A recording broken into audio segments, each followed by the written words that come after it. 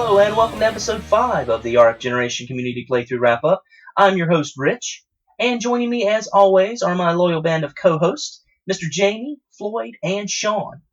This episode will be discussing July's modern and retro playthrough titles. On the modern side, we played a handful of PC titles, the ever-so-popular Minecraft, Gone Home, the Stanley Parable, and Dear Esther.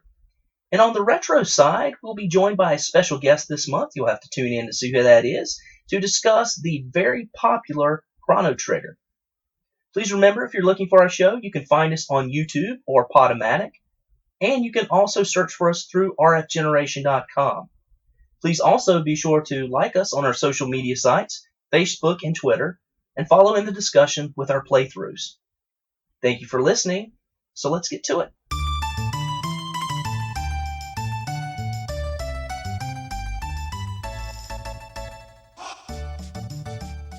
Right, so for the July Retro playthrough, we played the Super Nintendo classic Chrono Trigger. And joining us on this podcast, we've got a special guest, Mr.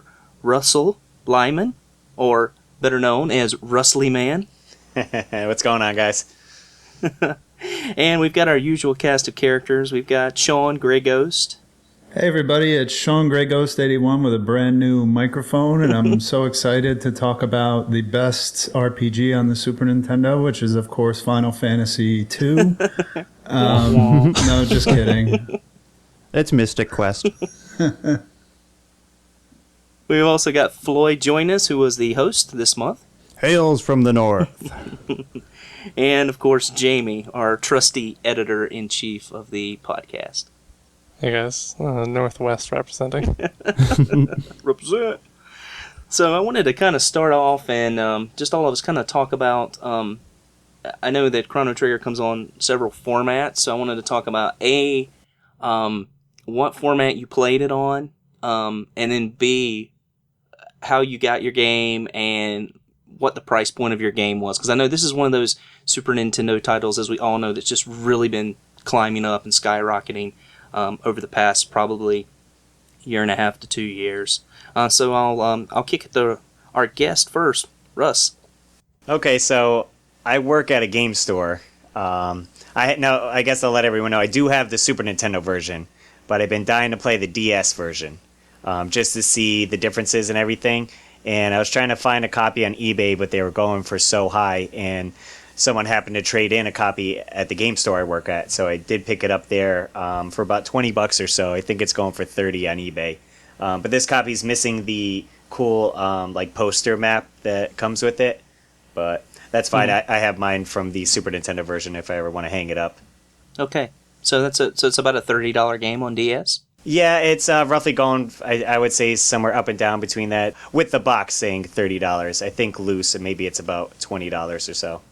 Oh, okay. So there is a cheaper option to play this game, so all of our listeners, if you haven't played this game yet, definitely, if you've got a DS, pick up a copy. I've heard some really great things about it. Maybe we'll talk about some of the differences in this podcast.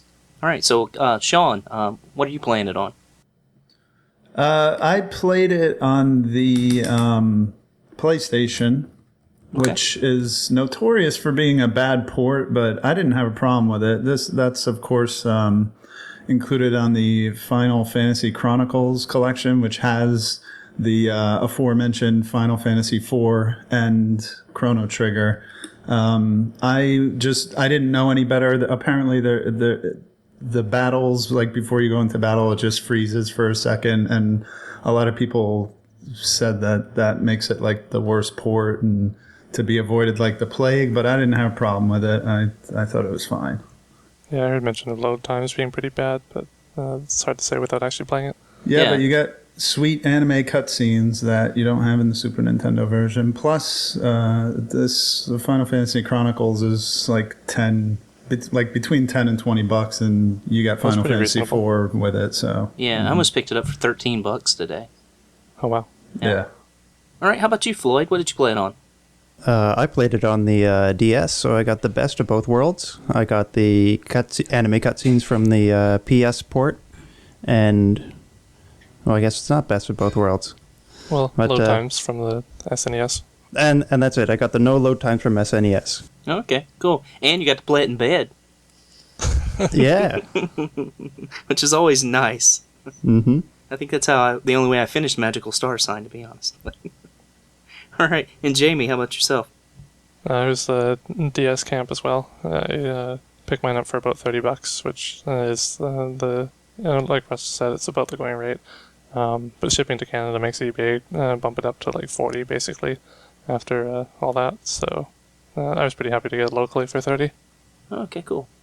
Well, myself, I played it. I actually did not play through the game.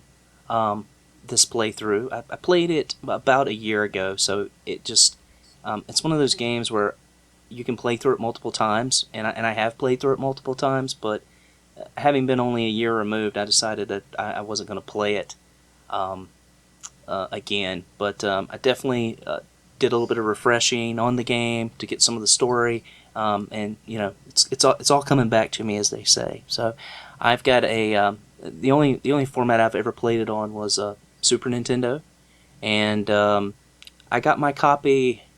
I actually played it when it first came out, believe it or not, when I was in college, and then it was actually my roommate's game, so I never owned a copy of it. And then about 3 years ago, I ended up picking up a copy locally for about $40 at the time, which at that time seemed to be pretty expensive. But as we all know, this game's really shot up, and we're looking at it's about $100 game right now, right? If not more. Mm-hmm. Yeah, it's pretty crazy. All right.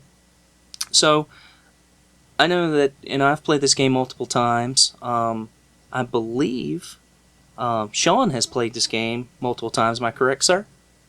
I didn't finish it multiple times, but I did, like you, I didn't play it for the playthrough. I've played it in the past, so my memory is a little fuzzy, but I do remember it fondly, and I hope I can contribute a little bit to the discussion here. But I actually didn't finish it like multiple times. I only played through it once, but I played through it completely. I was saying before we went on the air that I was reading a walkthrough the first time I played it that kind of ended rather abruptly, and I had to explore how to complete the game the right way, so to speak. So I do remember that. Right. How about you, Russ? Have you played this game before? Was this your first time playing through it? No, I actually played it when it first came out. Awesome. Back in, what was it, 95, I want to say? Sounds about right. Yeah, I was in college, so I believe it might have been a little later than 95. I graduated high school in 95, but could have been around that. Was it 95, 96, maybe? Yeah, it was 1995 in North America. Yeah, I mean, I must have played it my freshman year in college then. I still have my box. Like I said, it's complete, so mint. Because I cherished the game so much and enjoyed it. I wanted to keep everything pristine, and just had a real great time playing through it. I remember I would sketch a lot of the characters in it. Yep. I distinctly remember at the time I was playing it, I did a lot of grinding, and I listened to a Collective Soul album while I was grinding. So anytime I hear Heaven Let Your Light Shine Down or something, I'm like, yeah, Chrono Trigger. Dun dun dun dun dun dun dun, dun. Yeah. And I think you were the one who posted that really awesome picture of your box. Yeah, I wanted to show people, copy. I do have my Super making your own Nintendo. jewel. I said, going online now, a complete in box like this, you could probably get well over 100 for it. Oh. Yeah, it looked like at least 160, 170 is Yeah, what I I'd was say finding. it's probably climbing up close to 2. I mean, honestly, yeah. I mean, you can get some really good cash for that game. But that's the kind of game. I'm not a box collector. I don't collect cardboard. Don't collect manuals. But that's the kind of game. If I found it in the wild, I probably wouldn't flip it. I'd probably keep it in my collection just because it's one of those really nostalgic games for me. And I think for a lot of other people too. Which we'll probably get into talk about it. But before we do, let's go ahead and kick it over to Floyd so he can tell us a little bit about the game we played this month. Right. So as I think it was Russ already mentioned, Chrono Trigger was originally released in 95 for the Super Nintendo. Later, in 2001, it was ported over to the PS1 via the Final Fantasy Chronicles. And in 2008, it was put on the Nintendo DS. And actually, the DS version is the first time Chrono Trigger was released in PAL regions. Let's see. Poor Europeans. Yeah, they had to... deprived of this for so long. I know, but it was worth the wait. So Yeah. Anyway, as Chrono Trigger is a really hard game to introduce because it has such a special place in gaming history, and really it's difficult to do this game justice. Anyway, it was produced by the Dream Team, which consisted of Hironobu Sakaguchi, Yuji Horii, Akira Toriyama, who you probably remember from a lot of early animes. And the original composer, I believe it says here, is Yasunori Mitsuda, who had to relinquish that title late in development due to illness, and the prominent almighty Nobuo Uematsu took over. That's about the best I can do to introduce this, almighty, incredible game.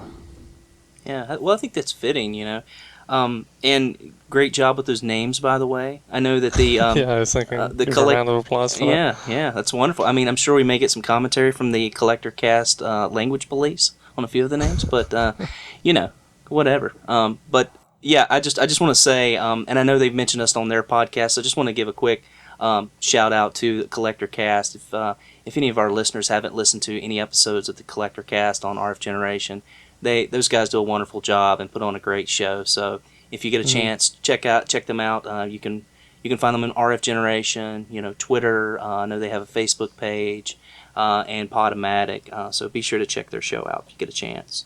Yeah, go listen right now. It's okay if you pause us. We'll wait. Go listen right now. Well, maybe that's not okay, but you definitely listen to their show. I also, I guess we'll just kind of start off by talking a little about, we can kind of get into the story or maybe go into the characters. I know the reason I was asking if people had played before, like I said, I knew Russ had played, I knew Shawn had played before, and myself had played before, but it's really interesting. This is the first time that, and correct me if I'm wrong, guys, but this is the first time Floyd and Jamie, you've played the game, right? Yeah, that's right. This is the first time that I've played the game on a legitimate platform.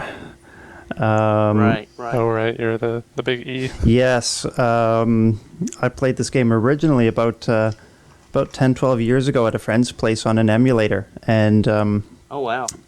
I know that's a dirty word. You might have to bleep that out. And the furthest I got was the Dragon Tank. Okay. But no, that was enough to just solidify in my brain that this is one heck of a game, and that when and if the opportunity should arise that I can play it, I have to go play this game. Yeah. There was a lot of clamoring from the collective playthrough Community? Peanut Gallery about playing this game, and it's a wonderful suggestion. We've been playing a lot of RPGs lately. We've been really knocking some really great ones out, with playing Phantasy Star. We've played Suikoden. We're getting ready to play Suikoden 2, and also Chrono Trigger. So we've been knocking out some real classics this year. It's just been a great time, and it's just wonderful to be able to add this one, during the summer when everyone's got some downtime and can really enjoy it. I know that Floyd, I know you finished the game. Jamie, you're probably going to cut loose a little before we talk about the ending, because you're probably about 3/4 of the way through, right? Yeah, just past the point where you get kicked out of the Magic Kingdom and those pyramid things appear on the gates. Yeah. And so I'm kind of hoping to drop out around that point just so I can avoid the major spoilers from the ending discussions. Yeah, absolutely. So I guess we should start off maybe talking a little bit about the characters in the game. And I know, Jamie, you've gotten that far as far as the playable characters, I guess I should say, that you pick up. You've got Chrono, and please correct me if I say these names wrong. It's I've always pronounced it Marley, Luca, Frog, Robo, Isla, and Magnus. I hope you've made it that far. I haven't made it that far, but I kind of spoiled myself on it. No, it's okay. I spoiled it already for myself when I was looking at the thread. So, Okay. I thought you made it. All right. No. So, and I was going to say on the pronunciation, I always said it kind of like Ayla. Ayla, yeah. Ayla, Isla. It was kind of interchangeable for me, and then also Marl sometimes instead of Marley. I was never sure on that one. Yeah. So, you've got different characters and you've got different styles of everyone sort of suited to different roles, I guess. It's typical with an RPG. You've got some that are healers.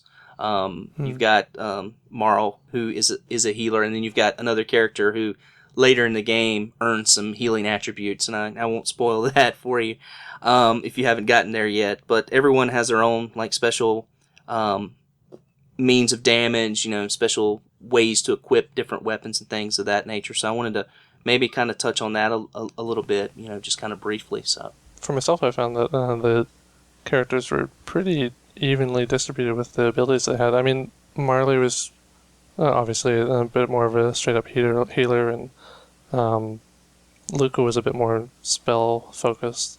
But otherwise, I found everyone was kind of closer to a typical warrior type, and just with a lot of magic added on too. I found, except for Marley, most of them were a little less defined in terms of their roles. Yep. Yeah, just typical. Like a lot of them, sort of just damage. Yeah, exactly. It seemed like there was a lot of tanks and magic users. There wasn't anyone who I considered just to be the sole mage, kind of, and then there wasn't like just a basic fighter. Like everyone kind of had a mixing of the roles, except for I'd say Marley, who seemed to be the only real white mage sort of character. Right.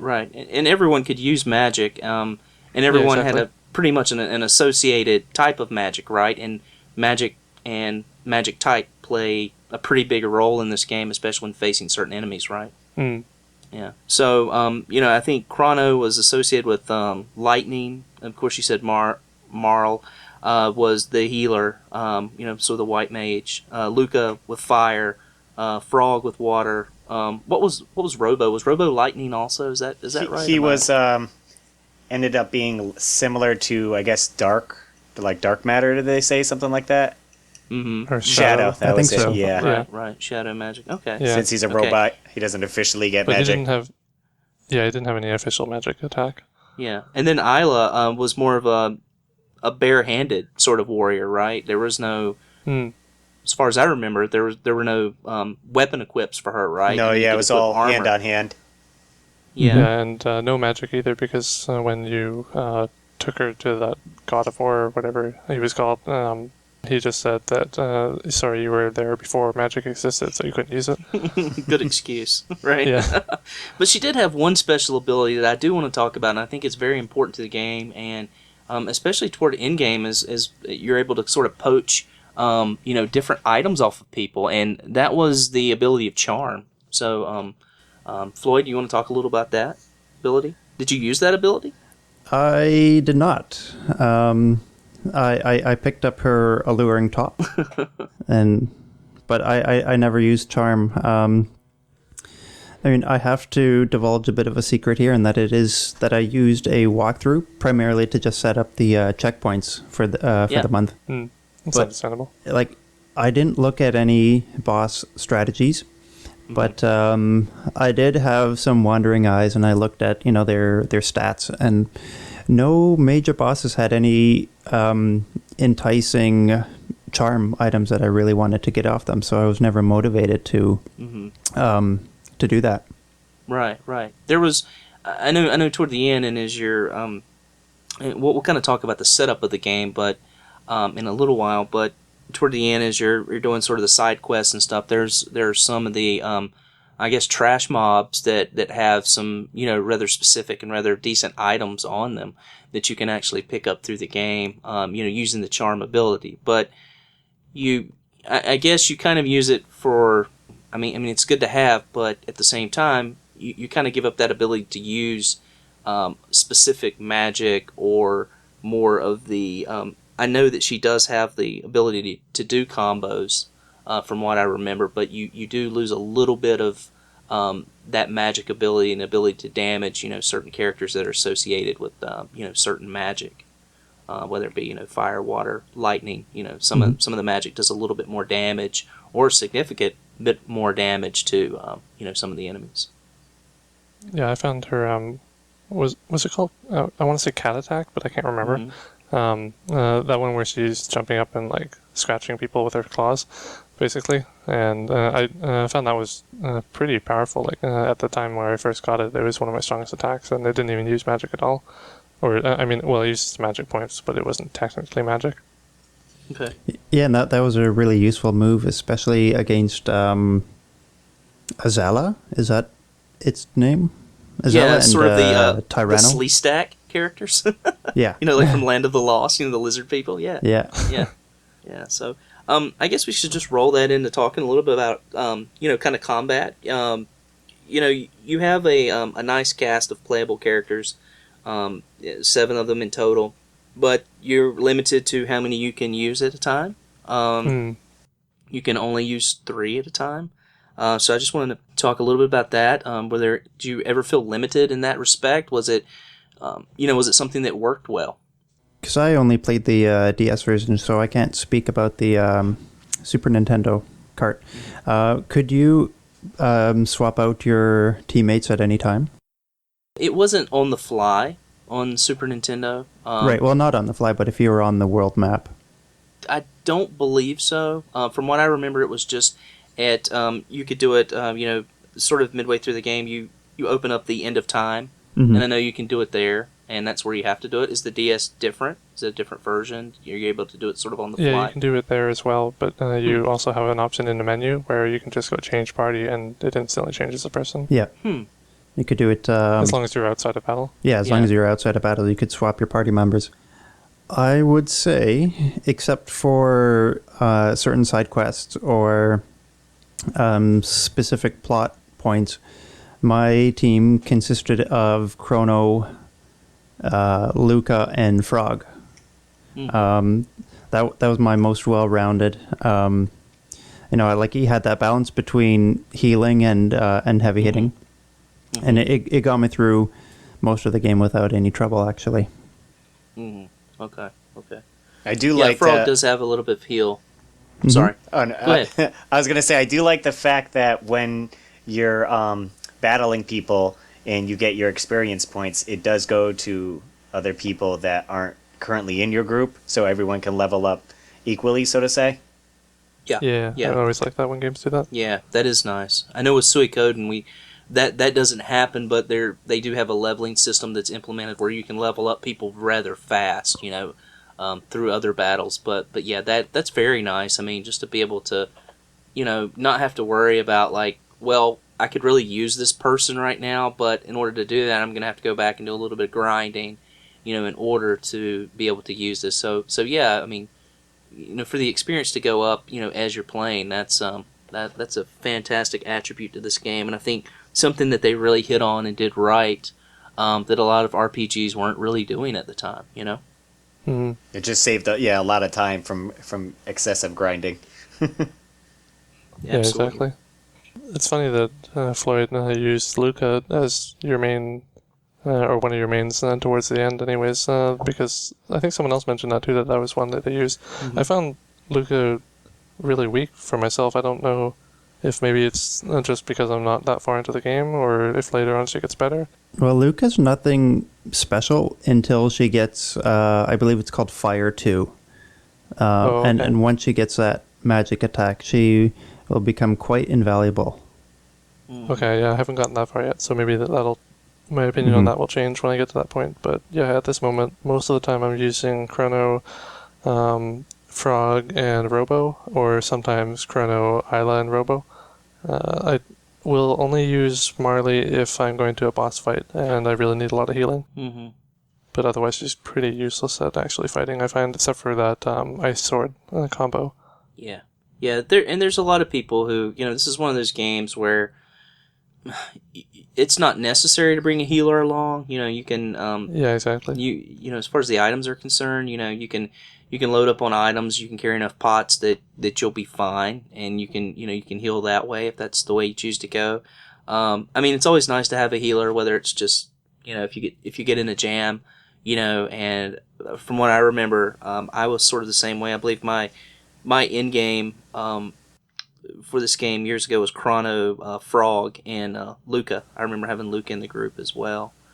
It's a rather balanced game. I guess that says a lot about it, is that, you can kind of switch party members around, and no matter how you swap it around or who you prefer to play with, you can still move throughout the game. You're not necessarily limited, right? Yeah, definitely. Yeah. And I think that speaks a lot to this game, and really how good it is in having that ability to switch back and forth. And as you know, with RPG, some people just have favorite characters they lock onto, whether they're great characters or not. As I think Shawn mentioned one time in the Suikoden playthrough, he had one character he just liked the animation, and just thought she was a cute character. I can't remember who it was, Shawn, but Yeah, it was Meg. But I had the same thing with this game with Marley when I played it, because I thought her sprite was really cute. So yeah. And I actually had kind of a crush on Marley, which I think she's kind of designed to be that way, as like the love interest. Kind of works very well. Oh yeah. Yeah, She's the girl next door. she's the Daphne of the group, whereas Luca is the Velma of the group, of course, right? I like that Good comparison. analogy. Yeah, definitely. We spoke a little bit about combat, so I'd like for you guys just to talk a little bit about combat and just Yeah, use of the I had one turn-based. thing. Okay. Sorry, there's one thing I wanted to mention. I guess it's a little bit story related too, but when I got the Muramasa blade for Frog, I was very disappointed in it. Like, it had been built up so much in the story, and then you get it and you start using it, it's like, this kind of doesn't really do much more than Chrono's main weapon right now. Mm-hmm. And it was supposed to be some major legendary weapon, and I was pretty disappointed. Like, the damage it did was not that impressive. I don't know what you guys thought, but I agree. I've heard that complaint before from several people who've played the game.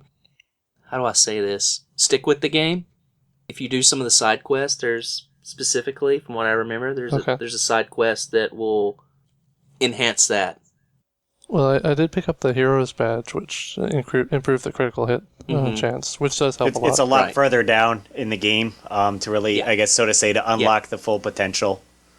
So it's kind of So it's there's capped something more like to right see. now, but once you unlock, then it's pretty much his best weapon. Okay. And Okay, that's good to know. it does have a very special attribute when battling a certain boss. That's right.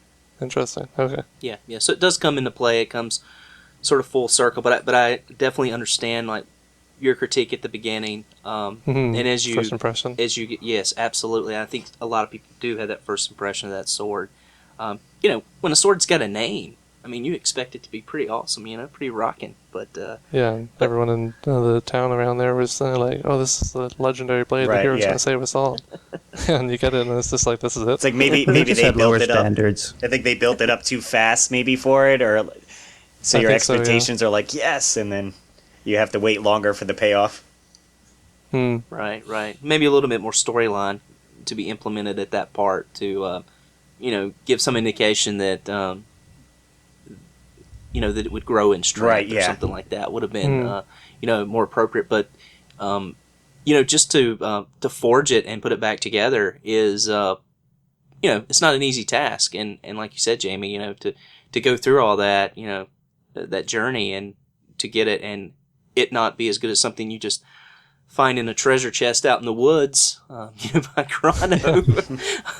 Yeah, exactly. Yeah, it for it to be a legendary blade, it doesn't seem like it has all that much value in the game, but it does, and it does get better. Or maybe us 90 Alright. kids have just been spoiled by Sephiroth's Mesomoon. Yeah, I guess that's something to talk about. I've heard the name of this sword several times. Right? Is this the name or variation of this name in several different games? I would assume that Masamune, or probably more accurately pronounced Masamune, has some significance in Japanese culture and folklore. But I haven't really looked into it, so I wouldn't know. Well, it'd be something nice to add to the show notes, or if anyone actually who's listening to this has any thoughts or ideas on that, it'd be nice to see those in the forums. If I may. Oh, well, wait a minute. Stand back. Goro Naruto Masamune is widely recognized as Japan's greatest swordsmith. Okay. There you go. According to Wikipedia. Thank you very much. Okay. Nice. Also, I just realized as you guys were talking that I totally screwed up and was calling it Muramasa at first, which is our August playthrough game. Yes. Well, I was thinking of that as well, when I was, as we were talking about it and as I was writing my notes down for the show, that obviously popped in my head. Brave Fencer Musashi, I think, has a similar named sword in that game as well. If I recall, I could be completely off base, and someone can definitely call me out on that. Well, you know what? I'm looking right now, actually, Jamie, that Masamune was Muramasa's master. So they were buds, and they're both legendary Japanese swordsmiths. So I see that. Yeah, I'm looking at it therefore too. their names are widely used in Japanese RPGs for swords. Wow, nice.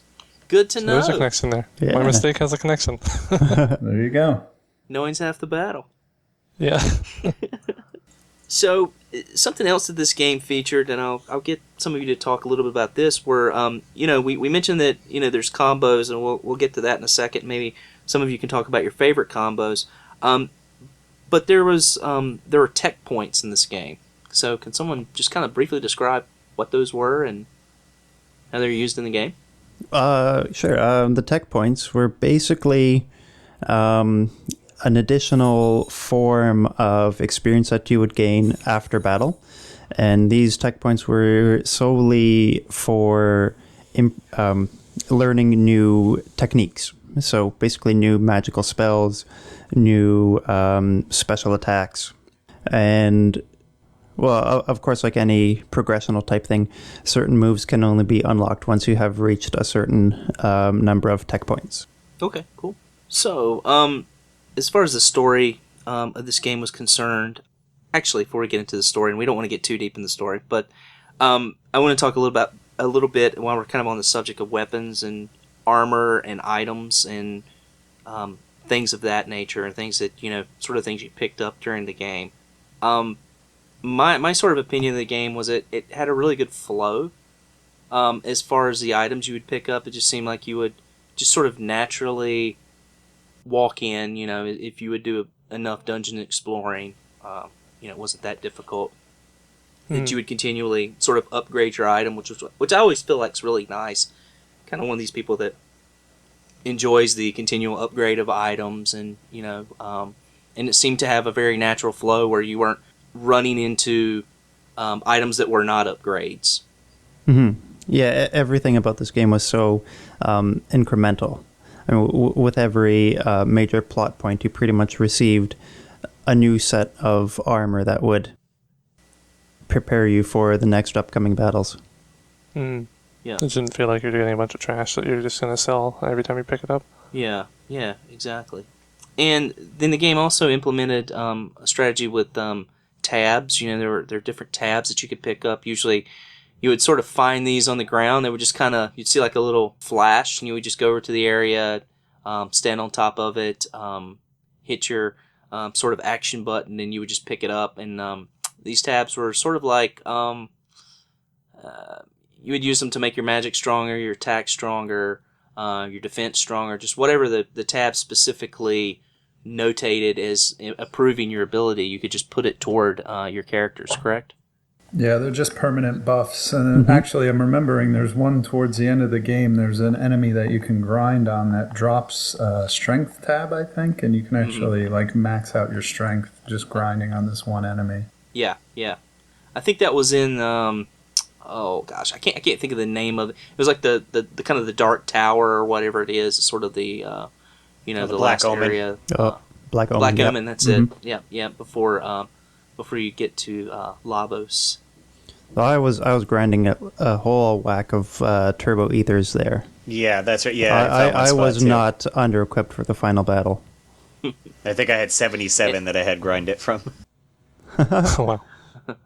Yeah, and it's important to know that it's good not to be under-equipped for the final battle. I'm not spoiling anything for you, Jamie, but boy, it is a long final battle. I do remember that about the game. It takes a long time. I think the first time I played the game, and I probably wasn't as well equipped as I should have been the first time I played through it, but I specifically recall that last battle taking me over 45 minutes.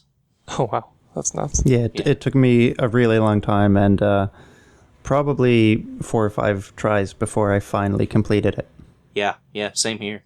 But I remember that battle specifically taking 45 minutes to beat. Wow. And I don't know if that just says, I probably was there too early, or I'm curious that how everyone else finished the game.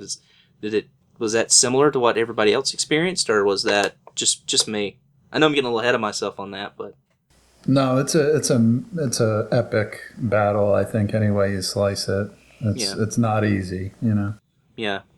It's You, pretty. you definitely touch feel and like go. a champion when you beat this thing. Absolutely. That's a good way to put it. I'm looking forward to it. Yeah. Yeah. I'll just warn you. The final battle is very deceptive, and you're going to want to pay attention to. I think the background image is a bit of a tell for the final boss. So, Okay. pay attention. One thing I noticed that you guys were talking about earlier with the tabs, you called them, is something I kind of heard about that the DS version changed is item names and weapon names, I think. They changed. They might be called capsules in. Yeah, they're capsules in the DS version. Oh, wow. And I found that kind of interesting that they changed things to that, because to me it's one of those things where I just wonder why. Like, it's kind of a very superficial change.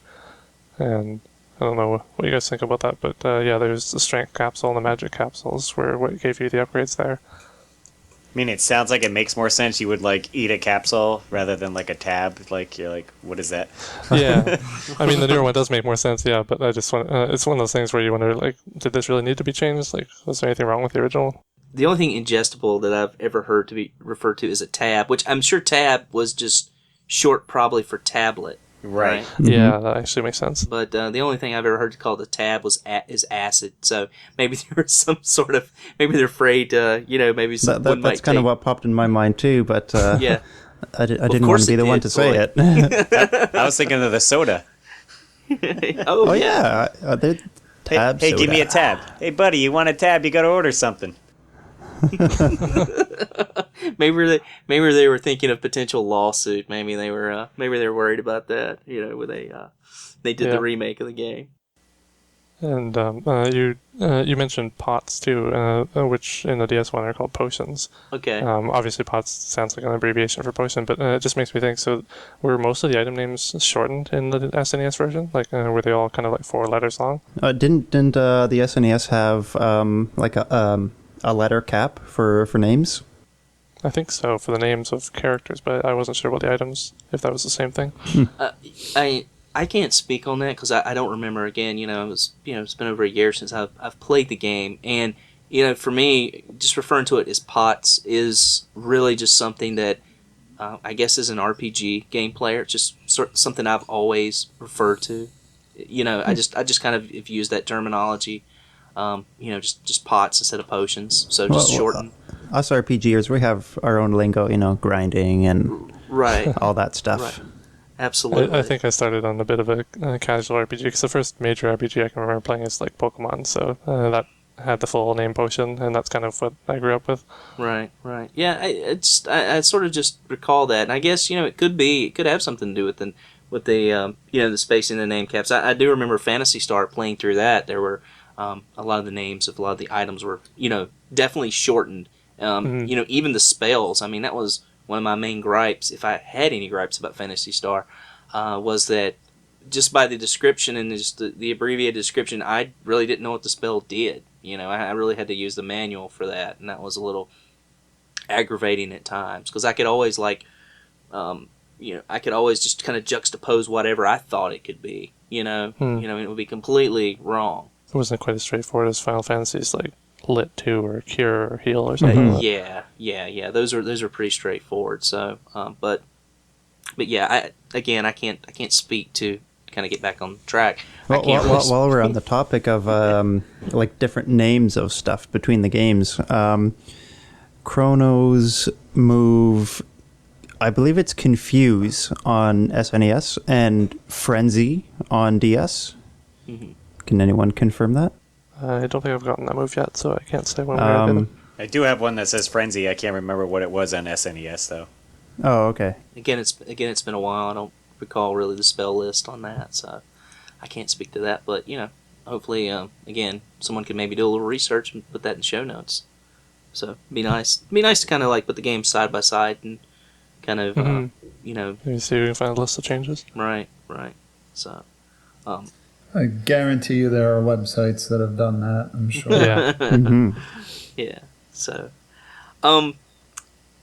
there was some talk on the forums. I did not write down any of the exact quotes. I typically do that when we have our podcast, but I remember someone talking about just kind of the story of the game, or how the game's set up, and that it's very linear, but it doesn't feel like it's a linear game. And I just wanted to touch on that for a minute and kind of get your thoughts on that sort of quote.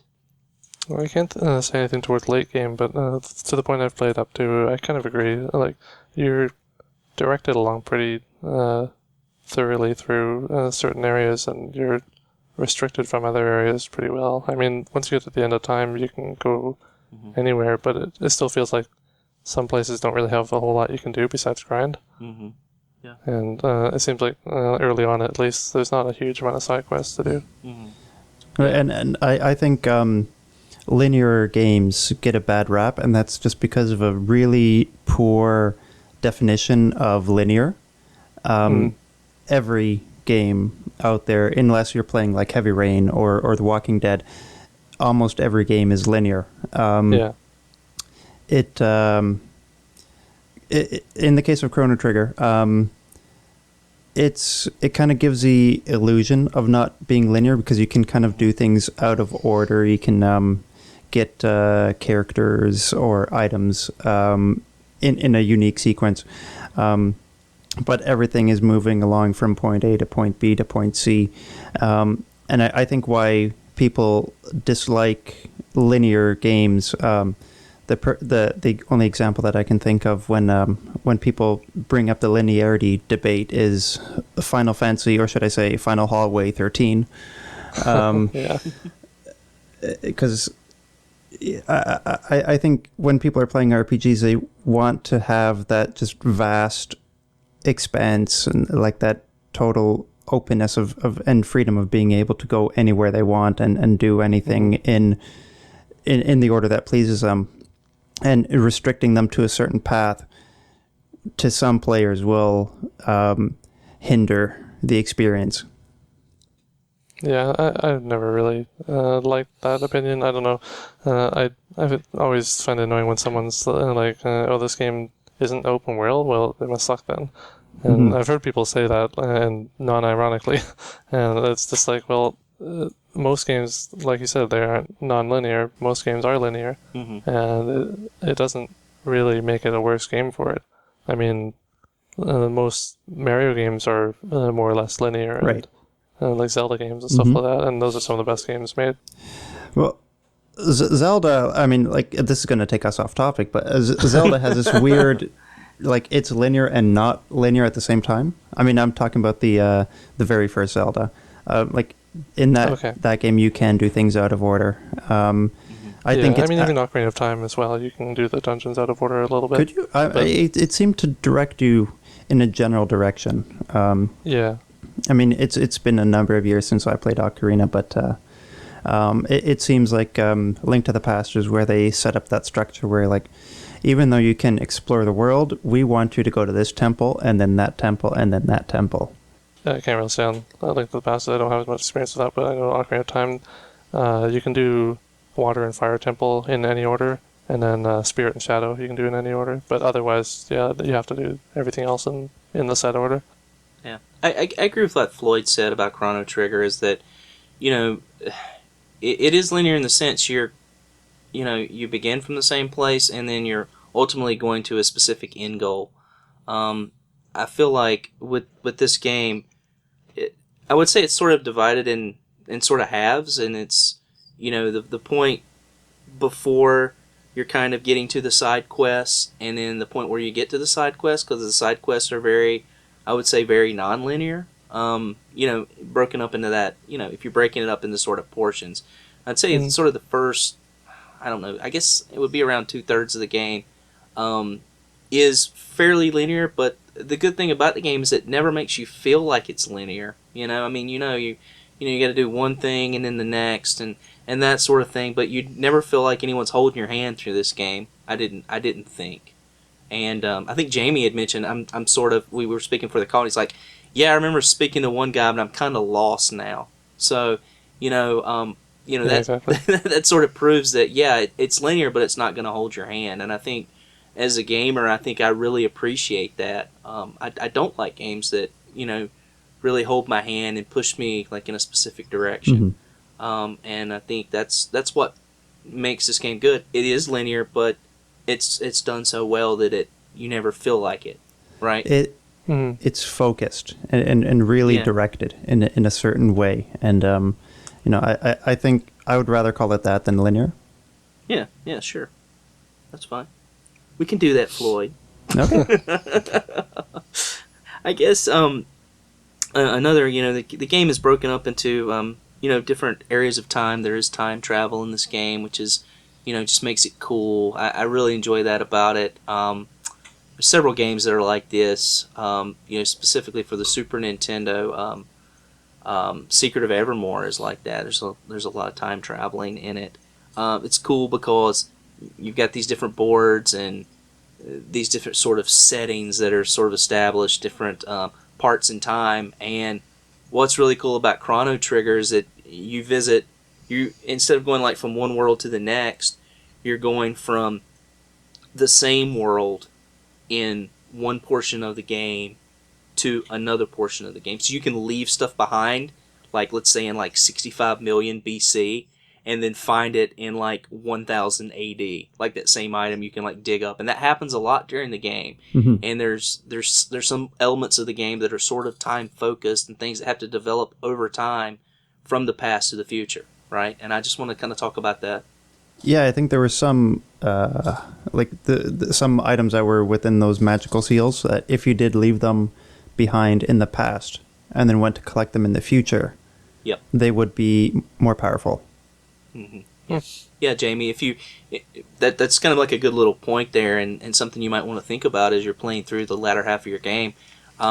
If you find an item and it'll ask if you want to open it up or not, and if it's in the past, if you have a chance to say no. I think say no. Don't give in to that temptation to just loot everything. Yeah. That's sort of the habit. It's what you think you'd want to do is just loot it as soon as you're in front of it. Yeah, see, I had a friend telling me that too, and so you guys are talking about only the special sealed boxes, right? Not every box, or are you talking about every box? No, I think only the sealed items progress with time. Because a friend was telling me to kind of do that with every box, and so at first I was kind of avoiding opening anything. Maybe because I opened every treasure chest that I came across, but if they were those special magical boxes, I would often wait to open them in the future. Yeah, I think the tip my friend was giving was not that they get better, but I think he was saying if you open the treasure chests from the latest point that you're able to access them, and then you go back in time, you'll be able to open them at each progressive time point and get, like, say, 5 items. Instead of if you open them at the oldest time, you only get 1. That's true. Maybe you could do that too. Yeah. Yep, you can do that too, but the ones that are further in the future are going to be better items as well, though. Okay, and that's maybe just for the special boxes, though, and then the regular ones, it's just you kind of get more items by going backwards, but then the special boxes, the item is actually improved by waiting. They took the fine wine and cheese principle. These things got better with age. Yeah, it seems like it. Yeah, but even like some of, let's say it's like, some sort of chainmail or something, some armor that's better. If you pick that up like in the future, you'll pick it up first, and you can get like the most advanced, the best version. But then you can go back in time and also pick up those enchanted boxes as well. before that and get the armor that was in them. But if you pick up the one that's further in the future first, further in the past first, you can't pick up in the future anymore because it's already gone. Does that make sense? That makes sense, yeah, and I'm going to have to be careful with that now because I just recently got the ability to actually do that. So I've been kind of going around opening some of those boxes, but I wasn't really thinking about it in that way. It's only the ones that ask you, are you sure you want to open them? Yeah, the ones where you need the pendant that glows or whatever, and then it unlocks them. Yeah. But there are some that once you approach them, it'll say, do you want to open this box? Yes or no? Mm-hmm. Yeah, I've already opened some of those, so I might have kind of screwed myself over a little bit on some, but we'll see. I might not have done too bad. I think you're okay until you get into like the sort of the running around at the end, the side quests. I think that plays a bigger role in the side quest later on in the game. Yeah, and even if you open these items now, I mean, they're still good. They're just not as good as they could be. Yeah, that makes sense. All right. So I was sort of talking about the different areas, and I just kind of wanted to get a sense of what everyone's favorite area in the game was, and maybe why. I'd say for the look of it and kind of general feeling, the Magic Kingdom was pretty cool. What little I've seen of it so far, anyways. And then for music, I really liked the 600 AD Truce Valley or whatever it is, that time portal there. If you go to that place, then I just really like the atmosphere there. It's all kind of mysterious. Yeah, I'd have to go with the Magic Kingdom place as well. Just the atmosphere is so cool. Like everyone's into magic, and like you have kind of the separate people living in the sky opposed to the people below who don't practice magic. I thought that was always cool. Yeah, that brought in a really exciting kind of subplot. Yeah, it was interesting seeing like 12,000 years earlier in the story that they were pretty far advanced. Right, it's almost like they're more advanced, and then you get up to 12,000 BC, and you're like, what happened to all the magic and cool like inventions? Yeah. Yeah. I guess for me, my favorite area, I really like the. I sort of like the past. I like the like 65 million BC. I thought was really cool. That was one of my favorites, and I guess it's a sort of, as we know, video games are going to take from popular culture, and I really had that sort of Land of the Lost feeling there. It's just a show that I watched all the time when I was a kid, and Isla just seemed like just my little personal Chukka, running around. If anyone remembers that show, and with the lizard people, sort of like the Slee Stacks and stuff, and I thought that was probably my favorite area, and just enjoyed it, and I did like the music in that area as well. Speaking of references and music, did anyone catch on to the Robo's theme sounding a lot like Rick Astley's "Never Gonna Give You Up"? No, I did not. No? Well, if you listen to both side by side, they're very, very similar. Did you get Rickrolled in playing Chrono Trigger? Playing Chrono Trigger, I got Rickrolled. That's great. That's great. I guess where I'd probably like maybe the conversation to go now is probably talking about some of the big stories. And Jamie, I know that you haven't maybe gotten to these big story areas yet, so I want to give you some time to talk about anything that you want to, or any of you other guys to talk about anything you want to before we sort of get into these sort of bigger topics with the game, kind of what's going on toward the end. Is there any areas that you guys would like to maybe approach or talk about? There's one point I wanted to mention about the time traveling that we hadn't talked about yet. Is well, first of all, have any of you played Final Fantasy 13-2 yet? I know Shawn mentioned that he was kind of interested in it at one point, but I don't know if anyone's actually played it yet here. Yeah, no, I haven't gotten around. I would, on your recommendation, actually got me interested in that series, but I haven't played them yet. Okay, because as I was playing it, I was really reminded for Chrono Trigger of this game. And obviously, I mean, Chrono Trigger inspired this game, not the other way around, but just the order I played in, they seem very similar. And looking on Wikipedia, there is apparently Yoshinori Kitase revealed in 2011 that he used the time travel mechanics of Chrono Trigger as a starting point for that of Final Fantasy 13-2. And I found that interesting. Like, they are very similar, but it just shows how the same concept in one case works really well, and then the other I felt it didn't work nearly as well. It worked. I think it was just really convoluted. I'm talking about Final Fantasy 13 too. I mean, it didn't work as well. Yeah, that's what I mean. Like Yeah. it was Oh, that's really right, confusing, and just like it was too all over the place. Yeah, I felt like in Chrono Trigger everything kind of made sense. Like you do something in the past, it affects the future, and I also really liked how you're traveling in more or less the same area to different time periods, and you can actually see the land changing around you. Whereas in 13.2 you're going to kind of different areas, and you don't really see the changes as clearly. It just doesn't come across as well.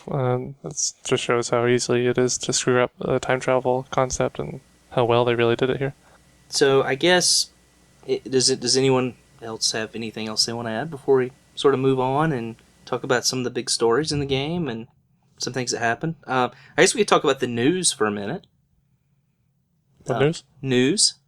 The big blue guys. Oh, I thought you meant like the news, like like what's going on in the world. Yeah, me too. I was confused.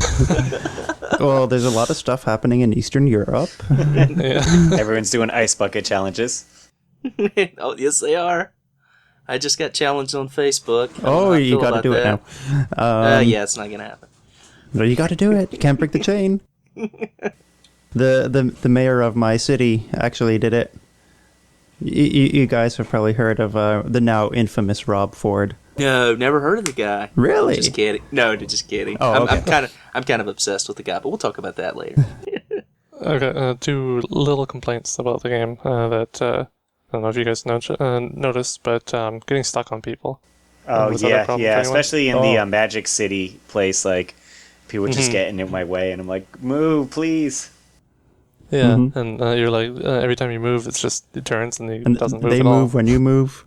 Yeah, it's like, come on. And then I found a couple characters where it just lets me walk right through them, so I don't know what that's Really? about. Yeah, like one person in the house, I was able to walk through him as if he didn't exist. I was able to walk through my party members at the end of time, but that must have been intentional. Yeah, there's that. That's probably intentional, I would think. And then in the Fiend Lord's fortress or whatever, all those ghost people you could walk through, but otherwise, normally you just get stuck on everyone. Really gets on your nerves after a while. And then the only other gripe I had was some encounters for battles being forced, even though they're not boss battles. Like I can think of some in, I think it was in 600 AD, I want to say, where it's just like really minor encounters, but every time you pass through that, they always happen, and I couldn't find any way to avoid them. Yeah, you're right. I'm pretty sure I fought every random battle that I came across, and the only one that I did skip was those two imps kicking that roly-poly thing back and forth to each other.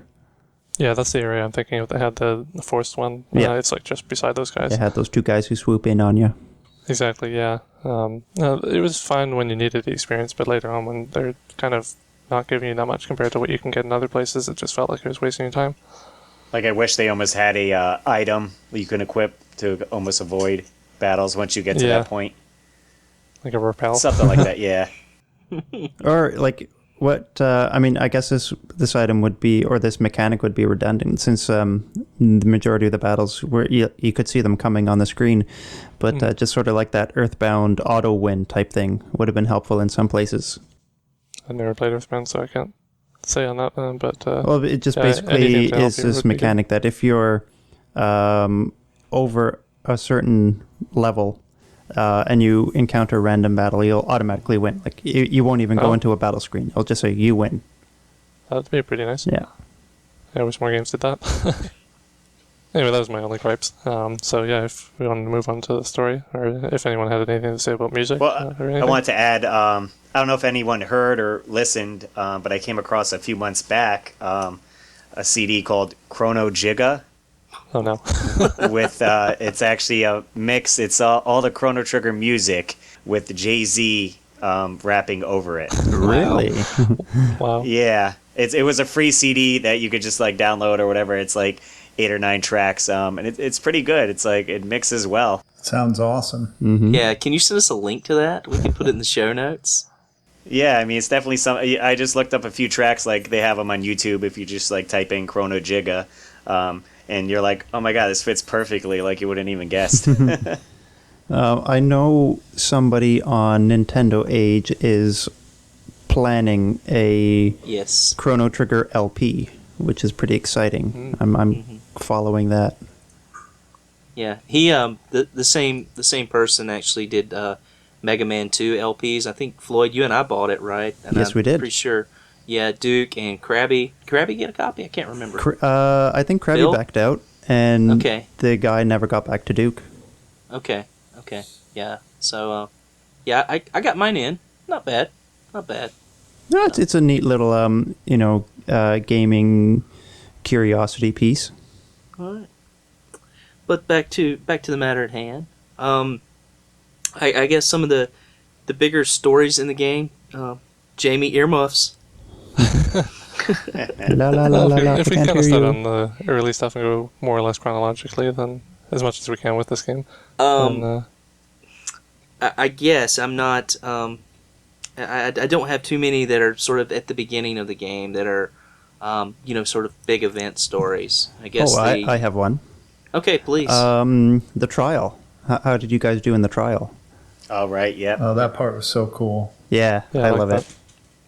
I restarted it just to get a different outcome for one of my last save points. Okay, that's. Because I was like, I really love that scene. Just everything about it, the sprite work, the music, the tension, and just like when the jury members are coming out and casting their vote on your fate. It's it really has you on the edge of your seat.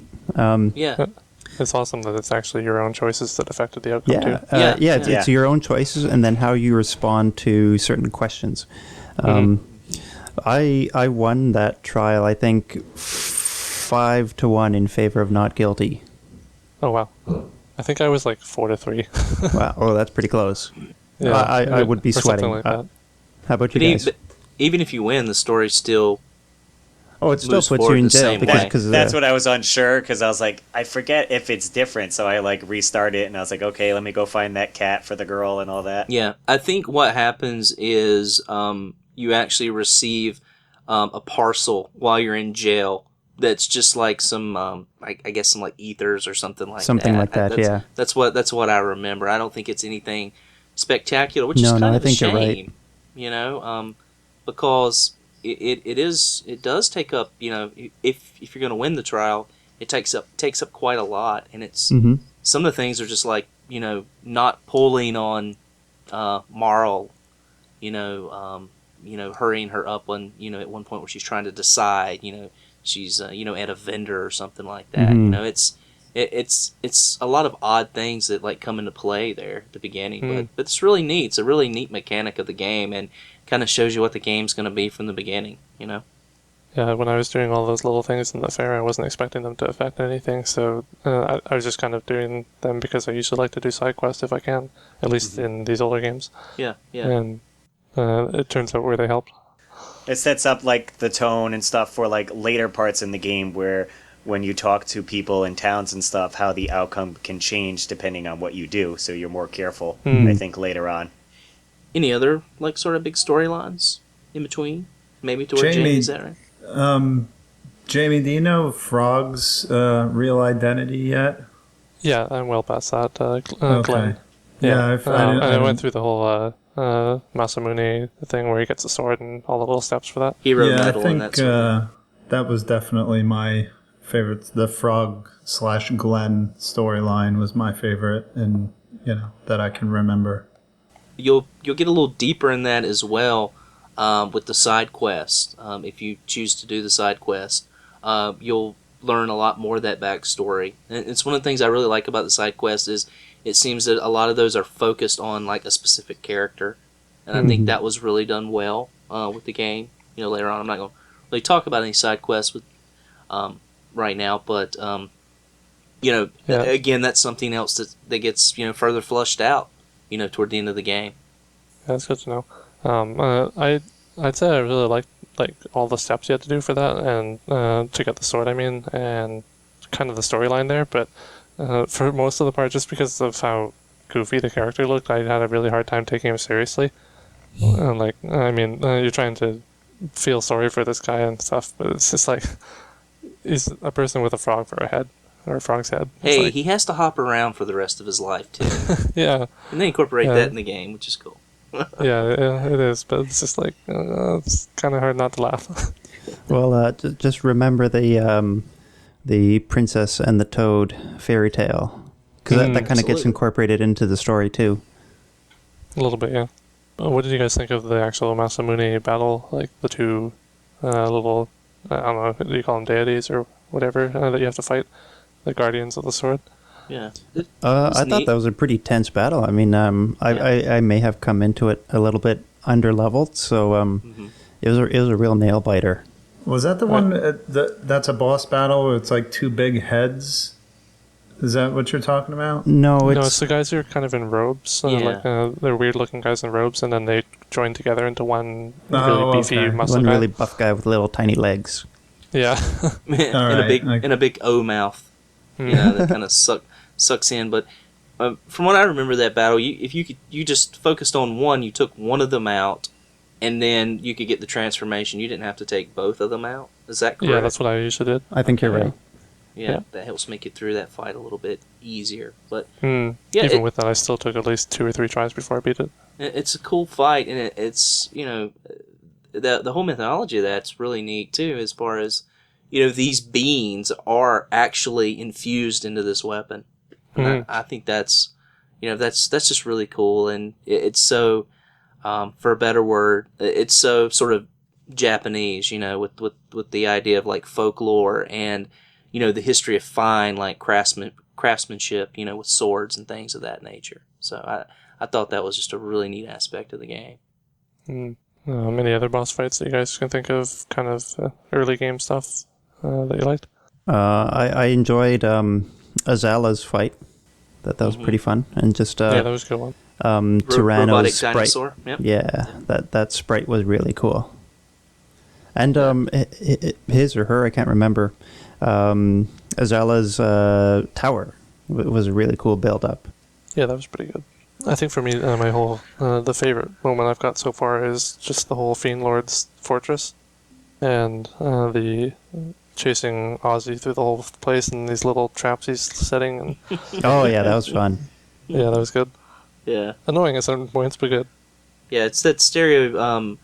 It's sort of that stereotypical bad guy that's just sort of a wimp, that like kind of runs around and always tries to avoid battle.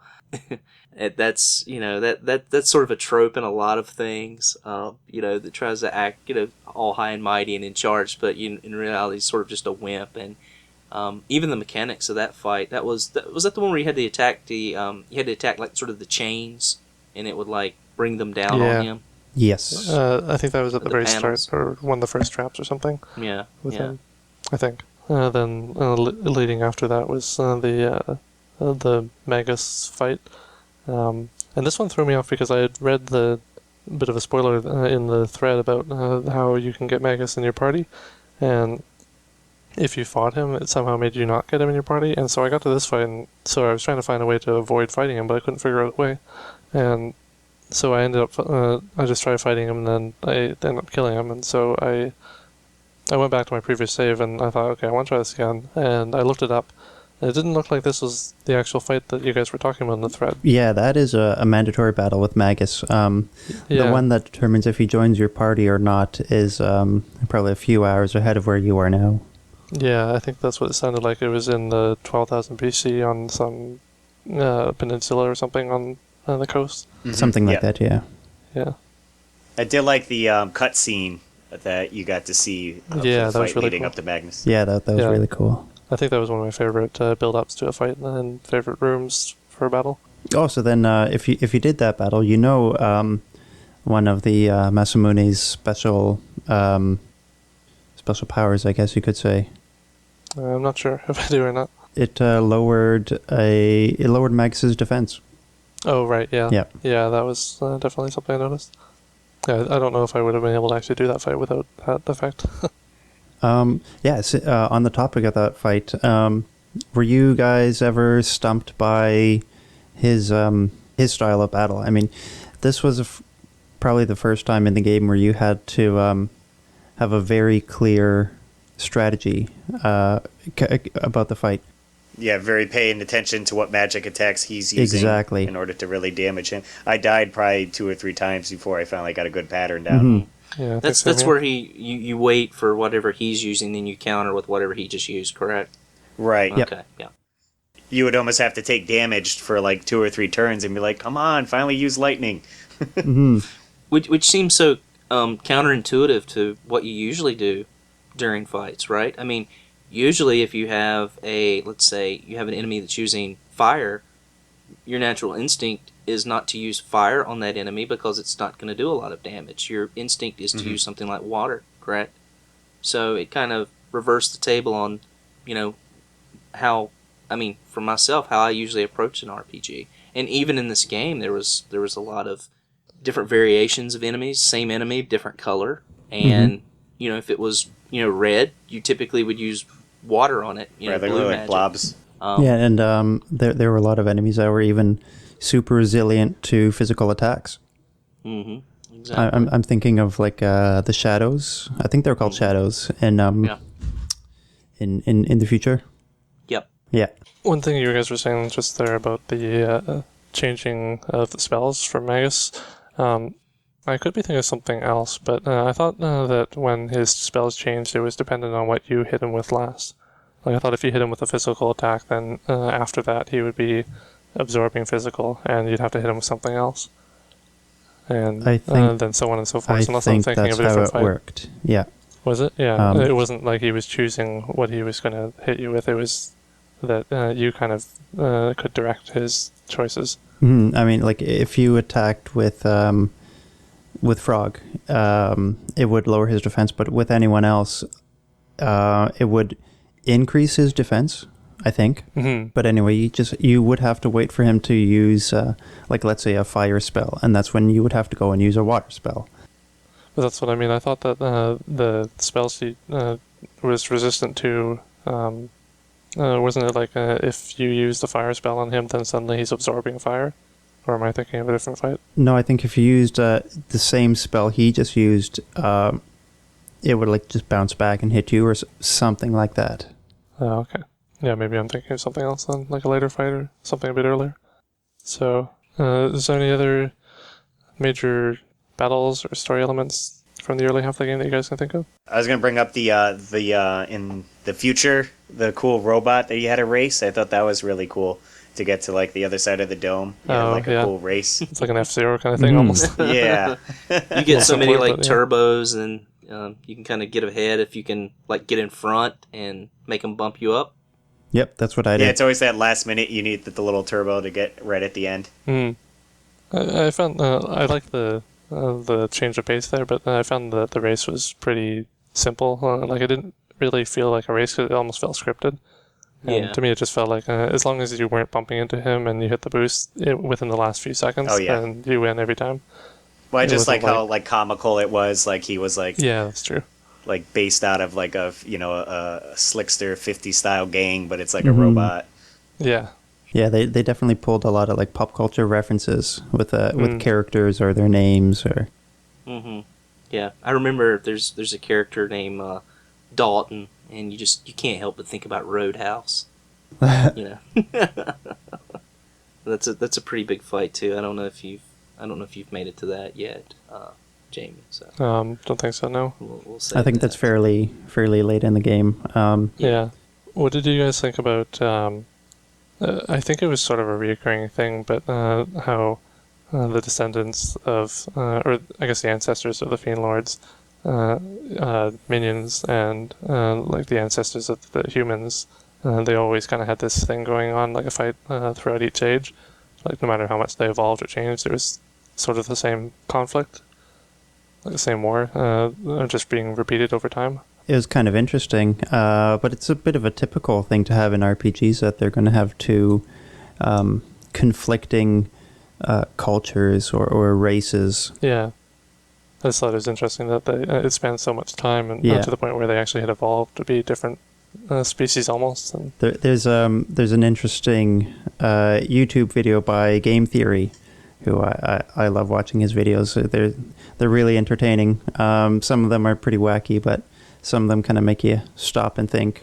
His comparison was the Crusades, right? So the early Christians and early Islamic nations, right? Yeah, that's a good comparison. Yeah, it's a very similar thing. It's just an ongoing, extremely long-winded war that just feels like it's interrupted. It never really has a true peace. Yeah, and it's definitely left, a bad taste in both parties' mouths about the other culture. Yeah, exactly. Yeah, like when you're in the 1000 AD and you're going to the Fiends village, and they're so against humans, and then you go to the human village, and they're and like so happy for peace. If you want to go to a store, you want to go to an inn, they physically accost you. Yeah, just because of who you are. Mm-hmm. Now, what I loved about 1000 AD, the Medina village area, was that you came through that family's wardrobe. Yeah. And like immediately when I saw that, I was thinking of that song Narnia. by... No, not Narnia. I was thinking Narnia too. No, I was thinking by that song by Genesis. Anyway, it'll come to me.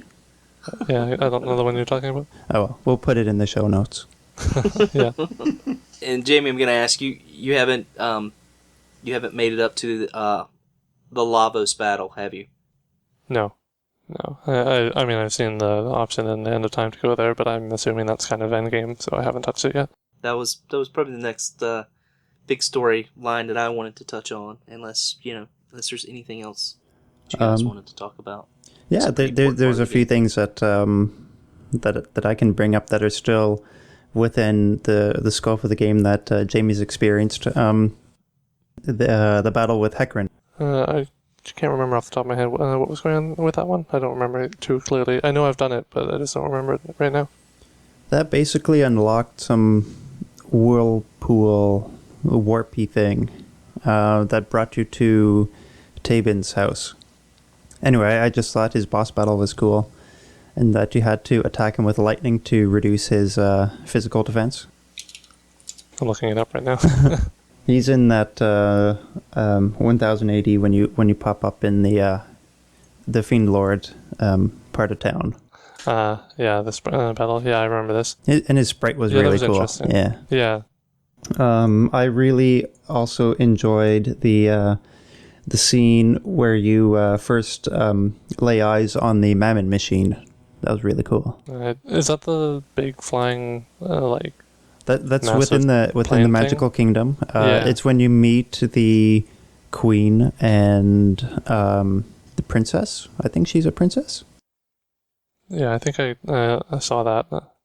And there's that guy there who kind of says something like, "Oh, these are the ones that the prophet told us that were going to come," and he's like, "I'll let him deal with these." Yeah, no, that whole scene, and I think that's that might be where you first meet Dalton, or he goes by a different name at that point. I don't remember the name, so it could be under a different name. Just everything about that scene, even in sprite work, it just had this grandiose vibe about it.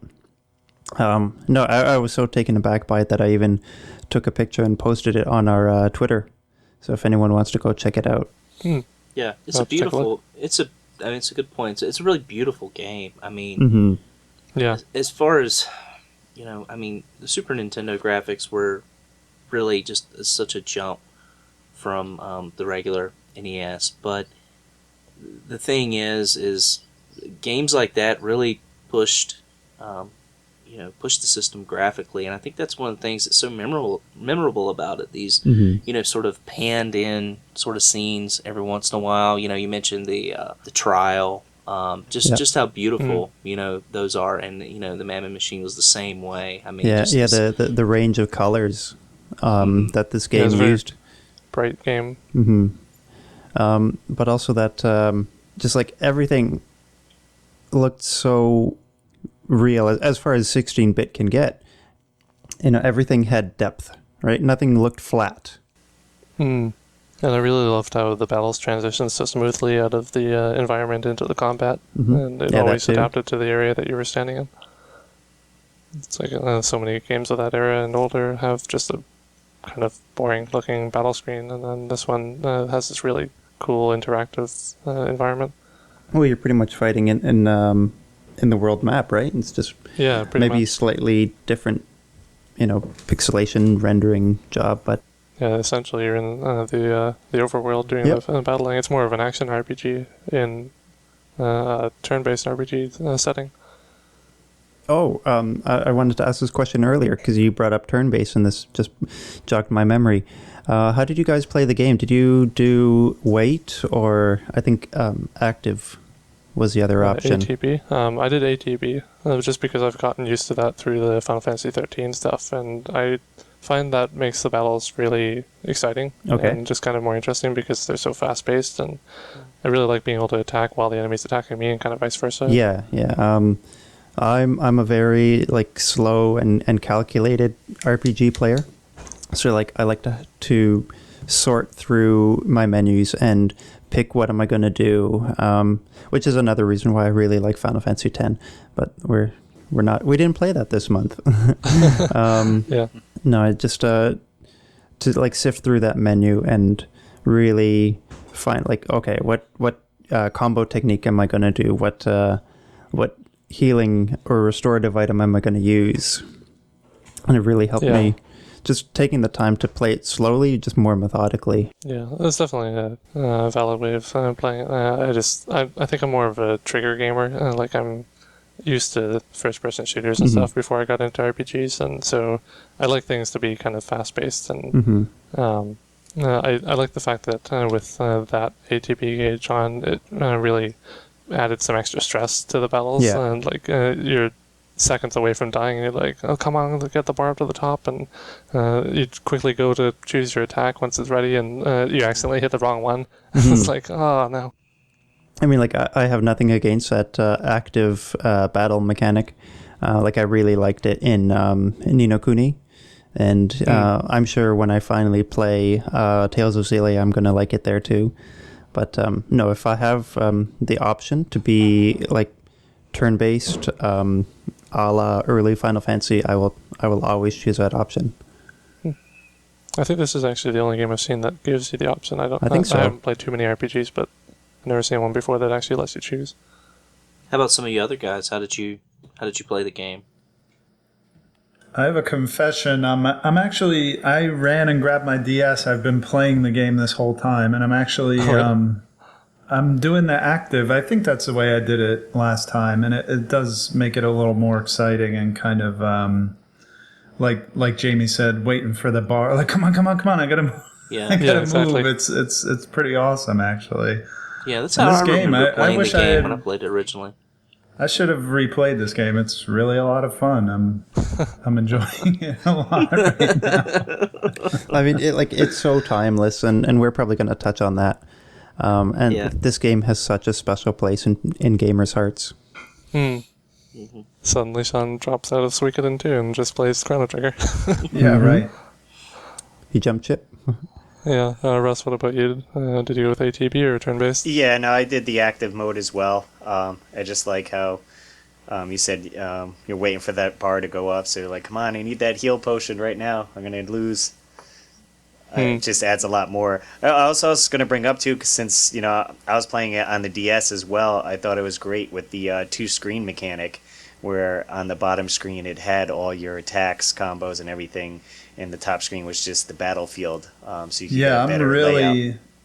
I'm really enjoying that right now. You can actually see, I mean, that's an advantage of the DS in general with RPGs is all the stuff you can have on the bottom screen. But this really enhances the hell out of this game. I can see why people like this version so much. Yeah, That's something, for me, I wanted to try and be as close to the original as possible, so I actually went with the classic setting. Me too. Right. But I'm planning on switching at some point. Maybe even next time I play I might switch it just because I want to experience the DS version as well. But so far up to this point I've only been doing the classic, which does get annoying sometimes, especially when the menu switches between top and bottom depending on where your attacks are going. Right, because it loads over the character with the bar, so you're like... Yeah, and it pushes it the other way, and it's like, oh well, I was just looking up there for the menus, I kind of need to look up there, and then suddenly it's down at the bottom. It's like, You can move the that text box with Y or X. I can't remember. With Y, I think. And, Yeah. I did figure that much out, but it doesn't stay where you move it to. No, It'll go it back. jumps back, but Yeah. at least you do have some control of it. Yeah, you do have a little bit of control. Have either of you guys used in the DS? They added an extra option called it's like raising a monster, and you do like battles and arenas with it. Oh, the arena battle? No, I haven't tried that yet. I was kind of saving that until after I've beaten the main game. Yeah. Yeah, I beat this game so late in the month that I didn't really have time to go back and try all the extra goodies. Yeah, essentially, I guess you get a monster and you can send him to different time periods, and depending on where he goes, he levels up differently, and then you battle in arenas. I did it a few times of leveling him up, but I never actually went back to send him into a battle, just because it says, come back at a later point, your monster will be leveled up, and I just got sidetracked, actually playing the game. I never went back. Yeah, and according to the box, at least, you can actually do multiplayer with that. You can send your monsters to other players' DS and fight them almost like Pokemon. Oh, okay. So, I think that's pretty much about it for the main story that I had seen. I mean, there's a few little things here and there, but I can't think of anything else major up to the point that I played, unless there's something you guys remember that I've forgotten.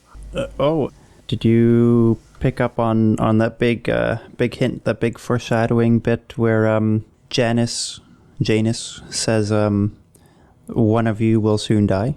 I saw that, yeah. I don't actually know what that means yet. Okay. I haven't gotten that far. And were you able to, I guess maybe not then, but do you have an idea of who Janus could be?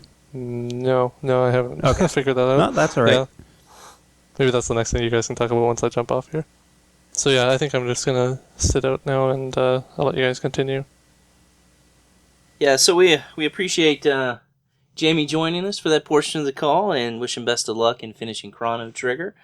One of the big storylines that I wanted to talk a little bit about is something that Floyd alluded to just a few minutes ago, and that was someone very important in this game actually dying. I thought this was a very poignant part of the game, and you really don't see a main character dying in a game as we do with Chrono. Of course, that's all mended through time travel, as you know, and through something like kind of kicking it back to the very beginning of the game that you could acquire. And I just kind of want to know you guys' thoughts on that, and also, just sort of about, did you already have the clone before that point? Did you know where to go? Were you kind of thrown off by that? I knew where to go because I remembered the name of that mage. Like when I initially met him, I had no clue that he was one of the special mages of time or whatever they're called. The moment where Chrono dies is very poignant, and like that's going to stick with me for a long time. But the whole mission to revive him, I found, was very tedious. I didn't quite enjoy it, but I wanted Chrono in my team, so I jumped through all those hoops and brought him back. You know what? Wasn't reviving Chrono was almost like finding the Triforce maps in the Wind Waker, where you just want to end the game, but you are kind of forced to do this tedious thing that kind of pads the game that you have to run around and do. And I don't remember it too much, but what I was alluding to at the beginning of the conversation with that walkthrough that I read was basically it just tells you to play to the point where Chrono dies and then to go finish the game. And I knew that there was a better way to do it, but you're definitely right that I remember it being kind of tedious to run around and do whatever it is you had to do to resurrect Chrono Christ. I'm currently stuck because I did beat the game 2 nights ago without Chrono. And I saved a checkpoint before so that I can try to go back. Now I found the clone, and I have the time egg, but I can't find the person that I'm supposed to talk to, I guess, to drop it off at the like the Sun Palace or whatever. I believe that's how it goes. Oh. That you're supposed to drop it in like 600 BC or something like that, or Right. I can't remember how I revived Chrono now. Yeah, I think because they said you have to find the person that made your time machine, and I can't remember where he is now. I thought he was the guy from the End of Time, but I guess it's someone else. no. Oh, geez, it's the dude in the future, and he uses when those big blue. The news. The news, yeah. He uses a new as his conduit. So, Is it like it's through a Balthazar? series. Is that the name? Is it You're Balthazar? right. Yeah, Okay. yeah. And he's behind a series of magically sealed doors. That's right. Yeah, because I couldn't remember if he was in the future or if he like went somewhere else. I was like, I know he's from the future. Mm-hmm. Yeah, so I was working on that, and then I was trying to. The past 2 days since I had completed the game, I've been trying to beat it with just Chrono and Marley to get that ending, going right to Lavos from the fair. Okay. How did your game pan out with Chrono? With Chrono and my party? No, sorry. Without. That's what I meant to say. Oh, right. I mean, yeah, I ended up completing it, but then ending, Marley wants to go back and save him, and everyone else is just kind of like, we just want to go back to our own time. So that all ends, and then it shows her at the fair with Luca just hanging out, and then they all come through a time vortex, everyone that was in your party, and they're kind of like, was it the guy at the end of the time, I guess, had something special, and he's like, we can save Chrono still, and it kind of ends at that, and you're like, oh, okay. Oh, okay, so kind of just hints at it. Yeah, that you can, at some point, get that ending. And also it's good on the DS version, it leaves you slots where it shows there are a total of 13 different endings, and you can unlock them, and kind of just when you unlock them all, you could just view, I guess, the movie of that ending to kind of see it. Right, yeah. I got the default like everybody's happy, world order has been restored ending. And it wasn't a particularly good ending, but it was appropriate for the story. Your party members pretty much just say that, it's been a heck of a ride, and we're going to go back to our respective time periods. But, we now have a friendship that transcends time. Mm-hmm. Now, I was wondering, too, because at first, I wasn't leveled up enough, but I was playing through the Black Omen, and I ended up dying there. I'm not sure if you can end the game there, fighting everyone there, or if that pans out to somewhere else, because then I ended up just going through the bucket at the end of the time and battling Lavos that way. Oh, okay. I didn't do that. I got to Lavos via the Black Omen.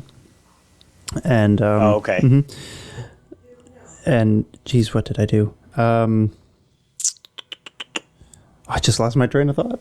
Oh no. Yeah, because you fight the queen, and then she's like, my power's not good enough here, and you like go into space or something and continue the fight. Oh, right. Yeah, no, because you're talking about what happens if you die against Lavos.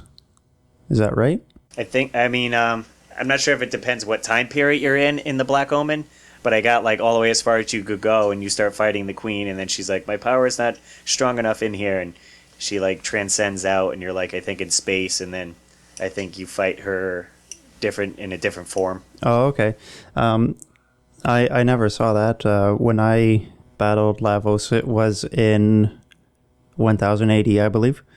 And if you died, you got this cutscene with a person in 1999 who's like directing a few colleagues, saying, run to the such and such dome and take refuge there.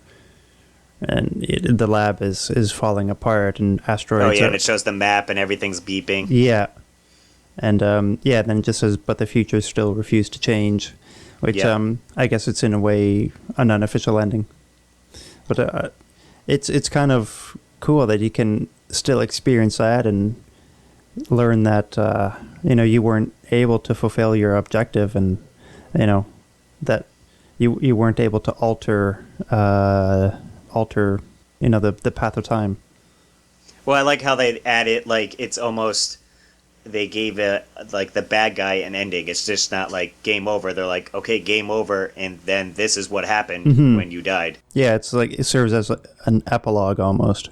So it makes you want to go back and, like, okay, like, that's what happened. Like, I can't let that happen. Let's go back and try again. It definitely does motivate you to go back, yeah. So I guess where I would want to direct conversation now is, this is one of those games that, lovers of the Super Nintendo, it's well known to people who love the Super Nintendo. It's probably, I would say, probably the most well-known RPG to people that own Super Nintendos, and definitely one of the most sought after by collectors. Yeah, I say working at a game store, a lot of people always come in and are like, do you have Chrono Trigger? Do you have Chrono Trigger? Yeah, I can imagine. And I know that, Floyd, this was your first time playing the game, so there's so much hype surrounding this game, and I know for people that did not grow up with the Super Nintendo, did not play this game, and are really big RPG fans, are going back and playing these games. There's so much hype around, and everyone tells you, especially a lot of games, about how good they are. And a lot of times, what someone's original thoughts were on the game really sometimes just don't add up to how good the game is. A lot of times, it's just nostalgia. They're just kind of wax nostalgia.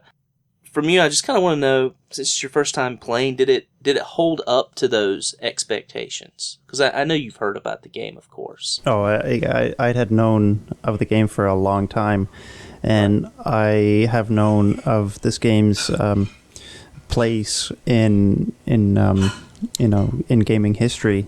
Did it live up to the hype?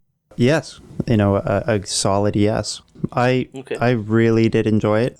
I think what definitely helped was that I didn't talk to many people about it before or during my playthrough, so I didn't, come in with any preconceived notions. I just knew that this is one of the greatest RPGs of all time, and that it's a must-play game.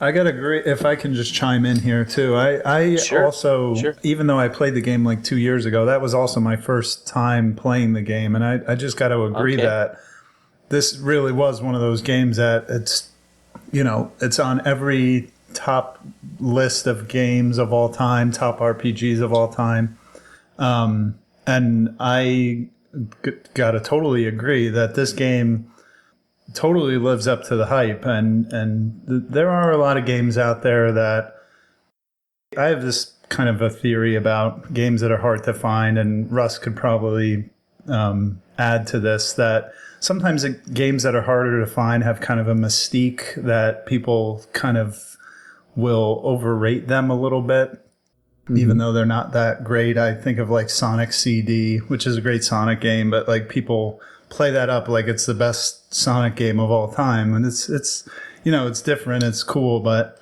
it's just another Sonic game to me. And there's a lot of games that are kind of fall into that category, right? Even though Chrono Trigger was like a big seller, and millions of, maybe not millions, but thousands of people played it when they were kids.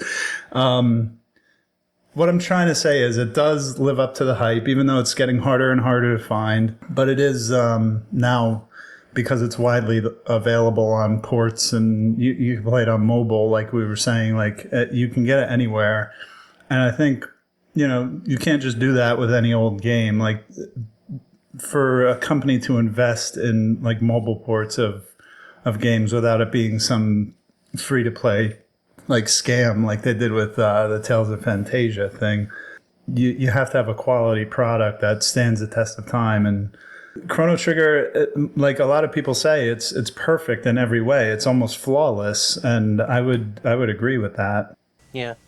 And I think even if you're collecting for the Super Nintendo, I mean, in general, even at $100 price point for a loose copy, I would say, even go as far as to say, is even if you spend $100 on this game, it's not just one of those games that you just need for your collection.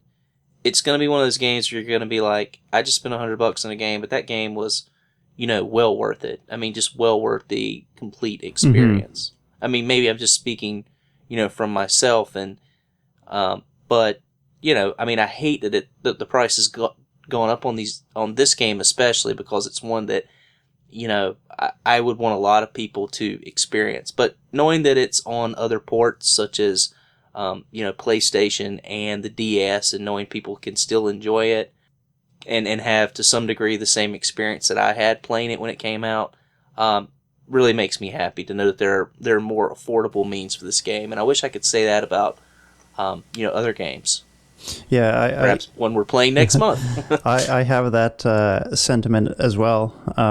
It's a game that everybody should play. Whether you're an RPG fan or not, if you just have that interest in older games, it's something that you do want to find and play, whatever platform you end up getting it on. Yeah, pretty much the reason I got the DS was because gaming is hard to come by, like playing with me, because I have 3 jobs. A lot of people have school and this and that, and if it's on a handheld device, you can play it anywhere. So especially with an RPG, you got a lot of grinding to do and exploring. It was just easier. Sometimes I'm laying in bed, can't sleep. I can, play for 45 minutes and get a lot done. Exactly. Yeah, I find I'm drawn to a lot more portable RPGs lately. And the price, I would to get back onto that, isn't really that bad if you look at it, I guess, at retrospect. With if you're going to go out now and buy a brand new PlayStation 4 game, Xbox One game, there's $60. What's another $40 to grab like a game that you're going to get so much value out of that, where there's so many side quests and 13 different endings. You can play this game for, I've been playing it for now, 6 weeks. And I could probably put another month into it, just trying to get the other endings and, have a blast with it. Yeah, and I think that is a really good trait of especially older role-playing games, is that the investment that you put in has such a great return, right? Like, do you guys know what I'm saying? Like, you put so much time into it and you don't feel like, geez, I just wasted 40 hours. Exactly. Yeah, it's very... absolutely. And you are enriched by what you're doing, basically. Yeah, no, I agree completely. Yeah. Even the side quests in this game, I guess, kind of speaks to that. I mean, the side quests don't feel forced. I mean, you feel like you really want to do them, I mean, it's not something, that you necessarily have to do, but they're done in such a way that it really enriches the game and furthers a lot of the storylines. So it makes you want to go do those things. And I said it all comes down to like your choice and what you choose to do. Like a lot of the in the past, with the forest being gone, and you go to, I think Fiona's her name, house, and she's like, I wish I could get this forest back, but I need someone that can work nonstop. And you can either choose to leave Robo there to help her, and if you do, and you go in the future, you're like, oh, the forest is like flourishing now.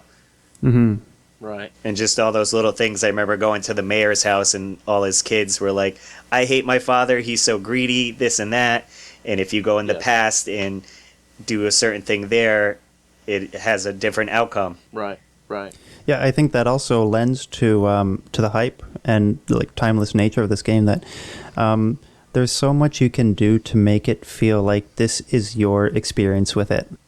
Yeah, you could almost choose to be bad or good, like choose your side. How do you want the outcome to be? I think, the only thing that I haven't really touched upon about the hype question is, I really thoroughly did enjoy it. Perhaps not as much as somebody who is nostalgic for it, but that's only because they have that nostalgia bias. But I mean, it's you cannot deny the importance and just overall excellence of this game. Yeah, no doubt. I mean, it's it's considered a classic for a reason. It didn't have a brand behind it. It's not like you're playing a let's say a Zelda game on the GameCube. You don't automatically have that name behind it. This is a fresh start to a series. The first time, I mean, I've never played Chrono Cross. Mixed reviews I've heard about it. But, for this just to kind of pop out of nowhere and kind of stand on its own without having any sort of initial support, I think says a lot about the game as well. Being such a standout and being such a classic, in the gaming community. I mean, honestly, if they were to, I would say if they were to put out, another Chrono Trigger game today on, let's say PS4, I think, even just a different game, people would be all over it. I mean, it would automatically shoot to the top. It's one of the best selling games. Bring so many people back to that time period. And I just want to say, and probably a lot of people born in the 90s or people who just didn't have the chance to play this game when it came out. And anyone who is aware of RPGs in general will know the names, Nobuo Uematsu, Sakaguchi, and you're going to realize that these people were involved in this game, and their track records, so you will want to track this game down and find out, I can't stop saying it, but the superior nature of this game.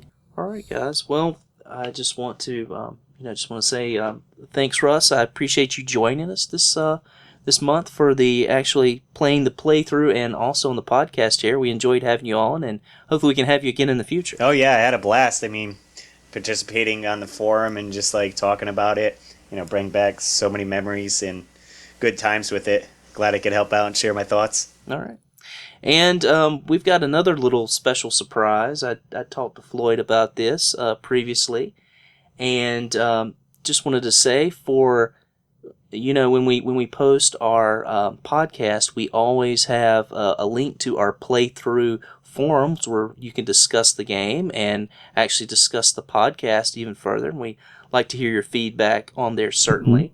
But we've also got a special prize this month, and you have to post on the forums. If you post the phrase "Frog the Wet Robo Sprocket," we will send you a special prize. And for anyone who gets that band reference, you're probably as old as I am. So, but yeah, thanks again to Floyd. Where do you want them to post that, Rich? Anywhere on the forums or only in the Chrono Trigger playthrough thread? You can spray paint that on a wall and take a picture of it. Absolutely. They will just have to post that phrase in the podcast discussion thread.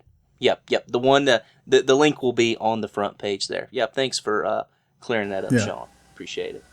And just want to say again, thanks Floyd, Shawn for joining us, and also to Jamie, who's not here, who bowed out on us to avoid any spoilers. Thanks, guys. Thank you. Have a good night. All right, thank you. It was a lot of fun. Thanks again.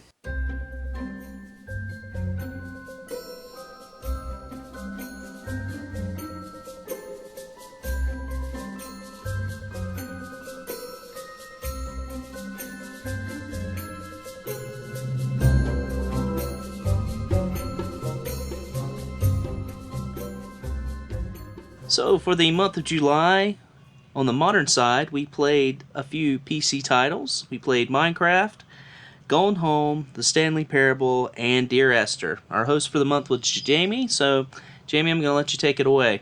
So these four, they're all indie titles, and they are also all PC exclusives at launch anyways. Minecraft branched out after a while.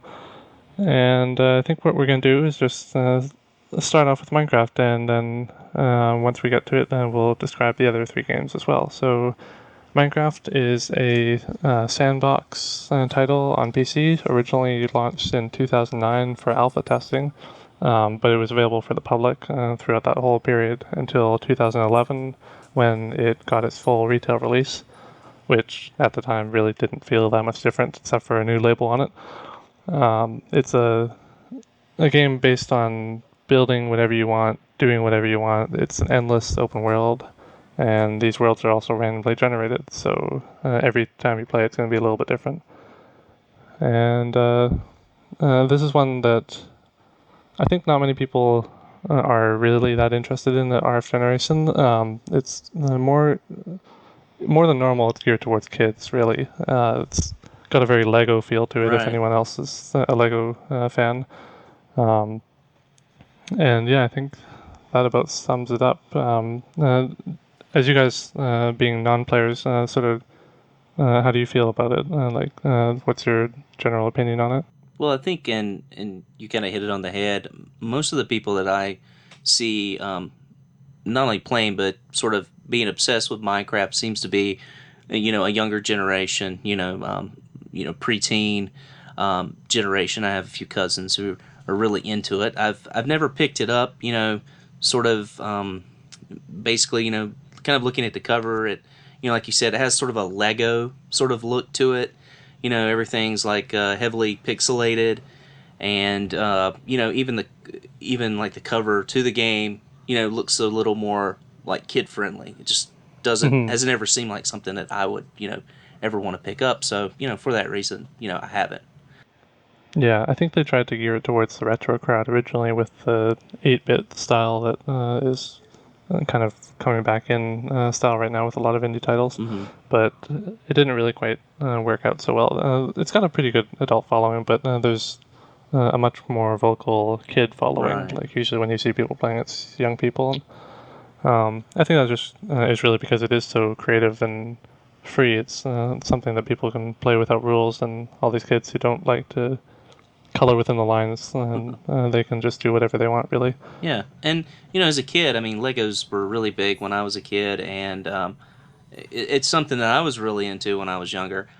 And it does look like, on the surface, looks like something that I would be interested in. But I guess, the game, from what I understand, has a fairly addictive quality to it as well, which is which is something I've tried to stay away from. I'm 6 years sober from World of Warcraft. Ever since my daughter was born, that was something. Congratulations! Thank you. I'm living proof. So it's just something that I honestly had a game addiction, to World of Warcraft, and kind of got away from it and started collecting for the console. And that's something that just really helped me out and helped me branch out a lot more into gaming. And so for that reason, that's sort of another reason personally for me why I've sort of stayed away from Minecraft. I've noticed this sort of addictive quality in the younger generation, and so I felt like something that I might fall into as well. Yeah, it's definitely got that just one more block kind of mentality to it. Once you get started with an idea, you don't really want to stop, and every time you do something in there, it adds more things that you could do, and you get some new tool, and suddenly you're opening up more possibilities, or you find a big motherload of diamond or something like that, and you're good to go for another session of gaming. So is that the concept of the game, basically, Jamie? Is it you're sort of like, I mean, I'm taking it the game Minecraft. I mean, it's like, Warcraft, StarCraft. Is that what you're doing, basically? Is you're going and you're digging, finding these loads of different materials, and then bringing them back to a certain area and building things? Or how does that work? It's less structured than that, even. The name kind of implies it's going to be something along those lines, but it's a little more literal in the sense that really you explore to find resources, you mine them, and then You craft them. You craft them. Yeah, the name kind of sums it up pretty nicely. Okay. And unlike games like StarCraft or World of Warcraft or anything like that, you're not restricted in any way. Like, I don't know, if you found a cache of a certain resource that you wanted, you could, if you had the other resources in your inventory to build what you needed, you could plunk down a crafting table right beside where you found the resources, and you could just start building the tunnel you're into like a hall of some mansion, and you could carve out the mountain around you and build it to be exactly how you wanted. Like, you can craft the world to fit what you want it to be. Uh-huh. It's very much like real life, where everything's basically a mold that you can make it fit to what you want it to be. Okay, so are there enemies, or is there any sort of in-game? How does Yeah. The enemies in the game are generally a bit more of a nuisance than anything. They're just kind of there to give you something to make it feel more like a game and less like an art program, I Okay. guess. But they do give you experience, which you can use to do this thing called alchemy, which is kind of a buffing system for your weapons and items and stuff like that. Okay. And they're also just generally an aspect of survival. Like there's two modes of the game, survival and creative, which are the two major elements. And survival is basically more of a traditional game, but with the open world elements. And that's all about fighting and leveling up and stuff like that. Okay. And then creative is kind of like what would be considered cheating in other games, where you just have access to unlimited of every resource, and you can build anything you want with no threat of damage from enemies or anything like that. And so that's really made for people who have some massive building plan in their head and they want to just build it and they don't want to deal with all the time-consuming mining aspects and fighting enemies and stuff. Okay. So you mentioned that this month you played the game also. We had some participants. I'm assuming you started your own server and you had a few people that kind of popped in. I know that you and Sir Psycho played a little bit together. What is the kind of the co-op experience for this game? It's pretty good. You can really play as a team or on your own. It's pretty flexible. But with the server thing, basically, I just set up a home PC server, and then if someone has the address to that, they can just jump in, pretty much like any other PC multiplayer experience. And then they can just start playing as they would in single player. If they wanted, they can start mining and building their own things. And we can also work together. Like there was one point where me and him were playing together, and we found this pretty big, extensive cave system that it was just stock full of enemies, and on our own we probably wouldn't have been able to make it. But even with the two of us, we kept dying, and we just kept like respawning, and then we'd run full speed back to where we died and trying to gather our stuff, because every time you die, your stuff kind of explodes out from where you died, and you have to run back and grab it within 5 minutes, otherwise it disappears. Oh no. And so we were constantly like fighting off these monsters, and then we'd get killed and have to run back, and eventually we killed off enough of them where we could settle down and build a little outpost under the cave and just trying to survive under there together and fight off what we could. Sorry, I'm envisioning you and Sir Psycho in your little in your little foxhole together. Me Yeah. too. I think I had a Brokeback Mountain moment there. Yeah, it's pretty funny. It definitely lends itself to multiplayer, like working together and all that, and sharing resources too, because you can fill up a chest with items, and then anyone can look at the chest at the same time as you and grab whatever they want, or you could put a sign above the chest saying, "Please don't touch. This is my stuff. If you don't want someone to take it, or whatever." I mean, they don't really have any kind of locking system where you can keep people out, so You can't set if booby someone in traps there or starts anything stealing- for them. They do sort of have some stuff now, but I haven't looked into it too much because Okay. they're constantly adding new features to the game Okay. and new items and stuff like that. So I think there is a tripwire now and some other things. You can also set like TNT on pressure plates and stuff. Okay. But I've never really looked into that in too much detail. All right. So is Minecraft still a one-man project, or has a team developed around it? They've got a team now. There was a documentary on it that I watched a while back, and it looks like they, at least when the documentary came out, they were around like I think it was 6 to 10 people, something like that. And yeah, it started out as 1 or maybe 2 people, but it branched out pretty quickly because it was just getting too big. And I think the original guy who everyone associates with it, Notch, he's moved on to other games that they're making, and he's sort of is vaguely involved with Minecraft, but overall he's passed it on to someone else. Okay. It's still a fairly hot game right now. Mm-hmm. You know, from what I understand, where do you kind of see the future of Minecraft? Are they talking about, you know, is there a sequel, you know, in the process? Are they just kind of, you know, adding on sort of expansions, you know, like other games do, other PC games, or you know, kind of what is the state of the union of Minecraft right now and going forward? I'm not aware of any sequels. I have high doubts that they're actually going to come up with something like that, Okay. because just the way that they're developing it, from day one they were pretty much involving the community, and like someone would suggest something as a feature, and then maybe a couple weeks later they would actually have that feature in the game based on the suggestion of the member, and they're very community focused, and so I think they've just gotten too much into this habit of they see a new feature they like, they just add it, or they see a bug, they just fix it. Mm-hmm. And I don't think they're really going to ever start doing DLC or expansions or anything like that. Maybe on the console versions, I don't know, but the PC version is so flexible that I think they just prefer that method. Because if you look at the game 2 years ago compared to now, it's got so much extra content that it's basically like adding a few expansion packs anyways. Mm-hmm. But I don't really think they would ever do a sequel, because it seems like something that is a one-time hit sort of thing. I feel like it would be really difficult to actually add on to that. Yeah, they're just going to run it into the ground, into their servers. Yeah, I stop think so. filling up. Yeah. I feel like it's going to be one of those games where it's just going to keep going until it gets bad. Yeah. I don't feel like they know when to stop. Like some of the stuff I know some people seem to be kind of groaning over now, not too much, but it's kind of getting that way where they're just adding so many things. Yeah. Well, but the good thing is the community is so involved that with mods and things like that, that people can just keep adding on more, and it's not necessarily dependent on the developers to make it better. Yeah. Have they got it set up? Is there like, I know there are different servers and stuff that you can probably play on out there. Are there servers that are sort of limited to, kids, and then more like adult servers, with a more adult community where, adults can, kind of go back and forth, and play?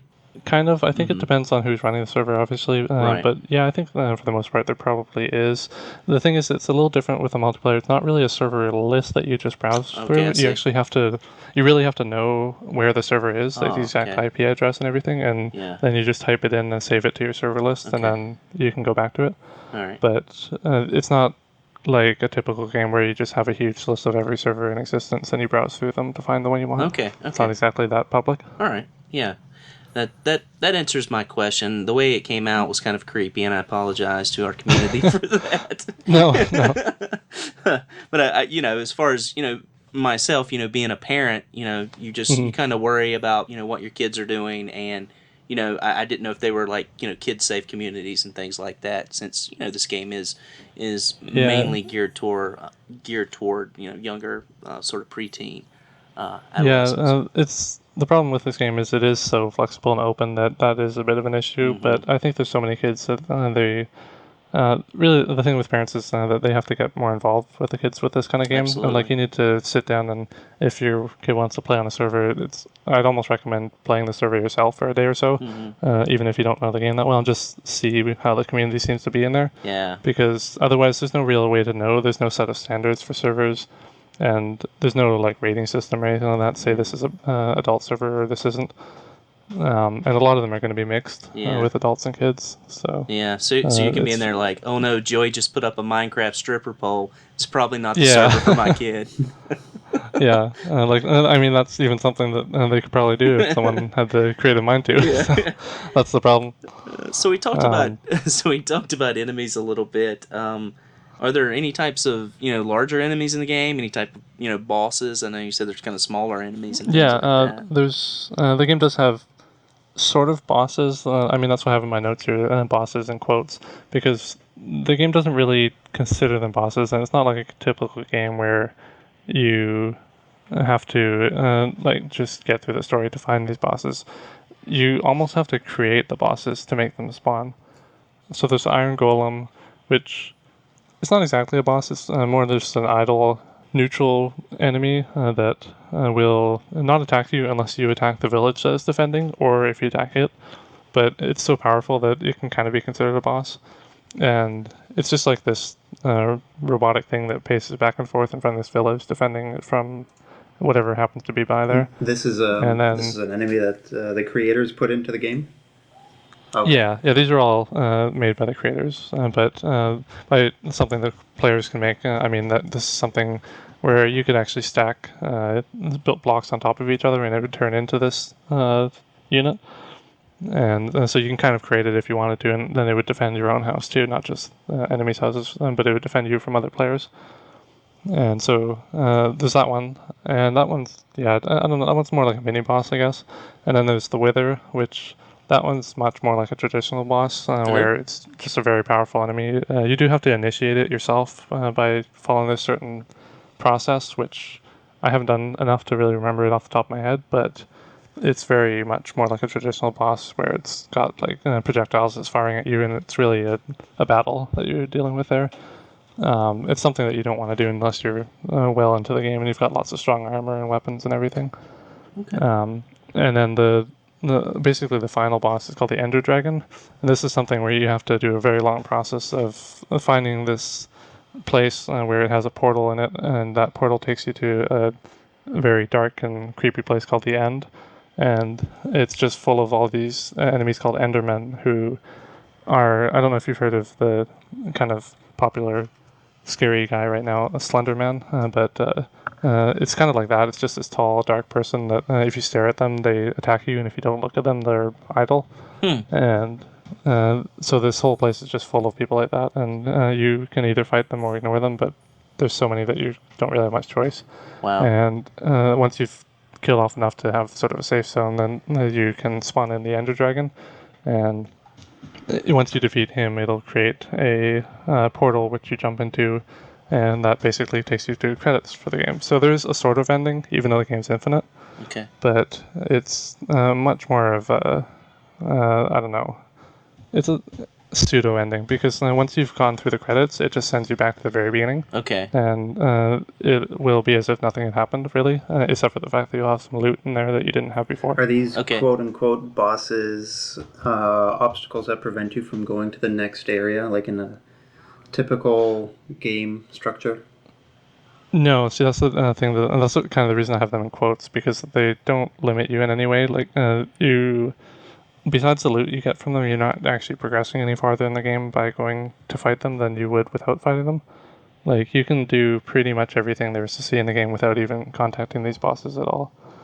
The Ender Dragon's the only one I would say is kind of a special one, because if you go to the end, then you're pretty much going there to fight him. Okay. And there's not really much else you can do there.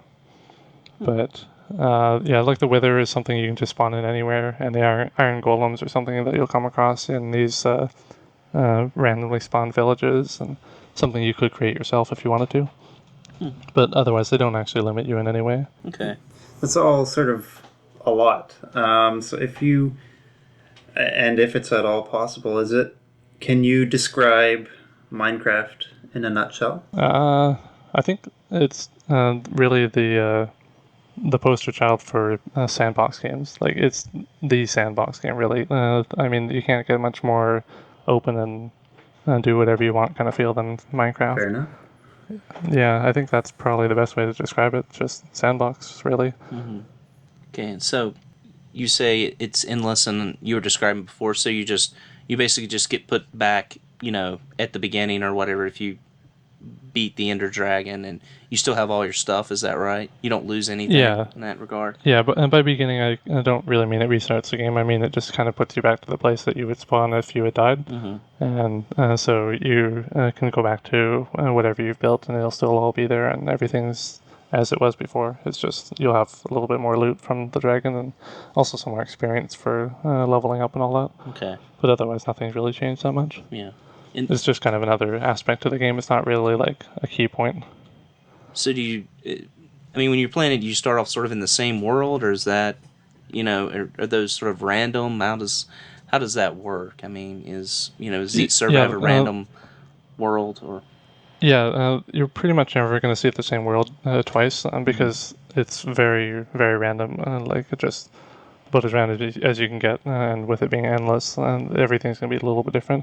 The only thing that you see the same is that there's a limited number of biomes, which basically means these regions will have similar aspects to them. Like, you're going to come across deserts that have not much water and cactuses and stuff like that, and then you'll come across jungles where they have massive trees and a lot of wildlife and plants and things, and just a lot of variety like that, which gets into much more. There's dozens of different biomes now, but other than that, like the similarities in each world between the different biome types, you're not going to find the exact same layout for any world. Mm-hmm. Oh. And every time you find a cave, it's always going to be different. All right, cool. Well, we like we said, you had set up a server for the site, and Sir Psycho joined you, but we also had a mystery guest, right? We had a mystery player that joined for one afternoon. So, mystery player, if you're out there, please let us know who you are. We'd like to give you some credit for playing the game. We put you in the show notes. Yeah, we thought it might be Retro Rage, but we're not sure because I saw that someone joined the server in the server logs, and it gave me a name that was different than anything on RFGeneration, so I don't know who that might have been. It could have been someone from the playthrough list, or it could have been some random player who happened across our server. Okay, all right. But yeah, if you're listening to this and you know that was you in for an hour or two, then just let us know, and we'll put credit in there where credit's due. So for week number 2, moving on, we played Gone Home, and I'll let you give a kind of a brief description of that as well. Yeah, Gone Home is a 2013 title by the Fulbright Company. It's another exploration game, but a bit more structured than Minecraft. It's basically you've come home to an empty house after traveling, and you're trying to explore the house to see where everyone's gone, and just as a player, you're learning about the family who lives there, which, as the character in the game, that's like your family. But as a player, you're trying to learn exactly where everyone was and what's going on and all that. So it's it feels like a horror game when you first step into it. Yeah. And the original promo trailer really implied that.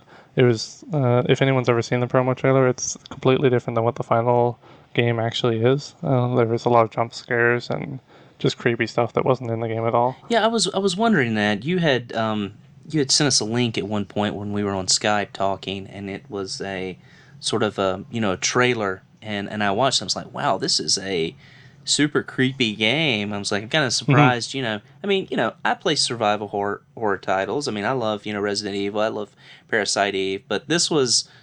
When you're kind of controlling it that way and kind of moving through a house and things are kind of jumpy, it makes you a little weary to play something like that.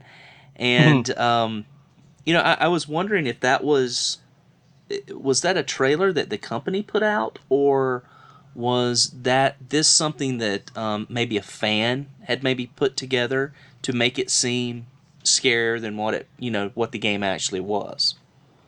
As far as I know, that I think was an original trailer from the company, and I'm pretty sure that they must have just at some point changed their mind and done a 180 on what the game was going to be in the final release.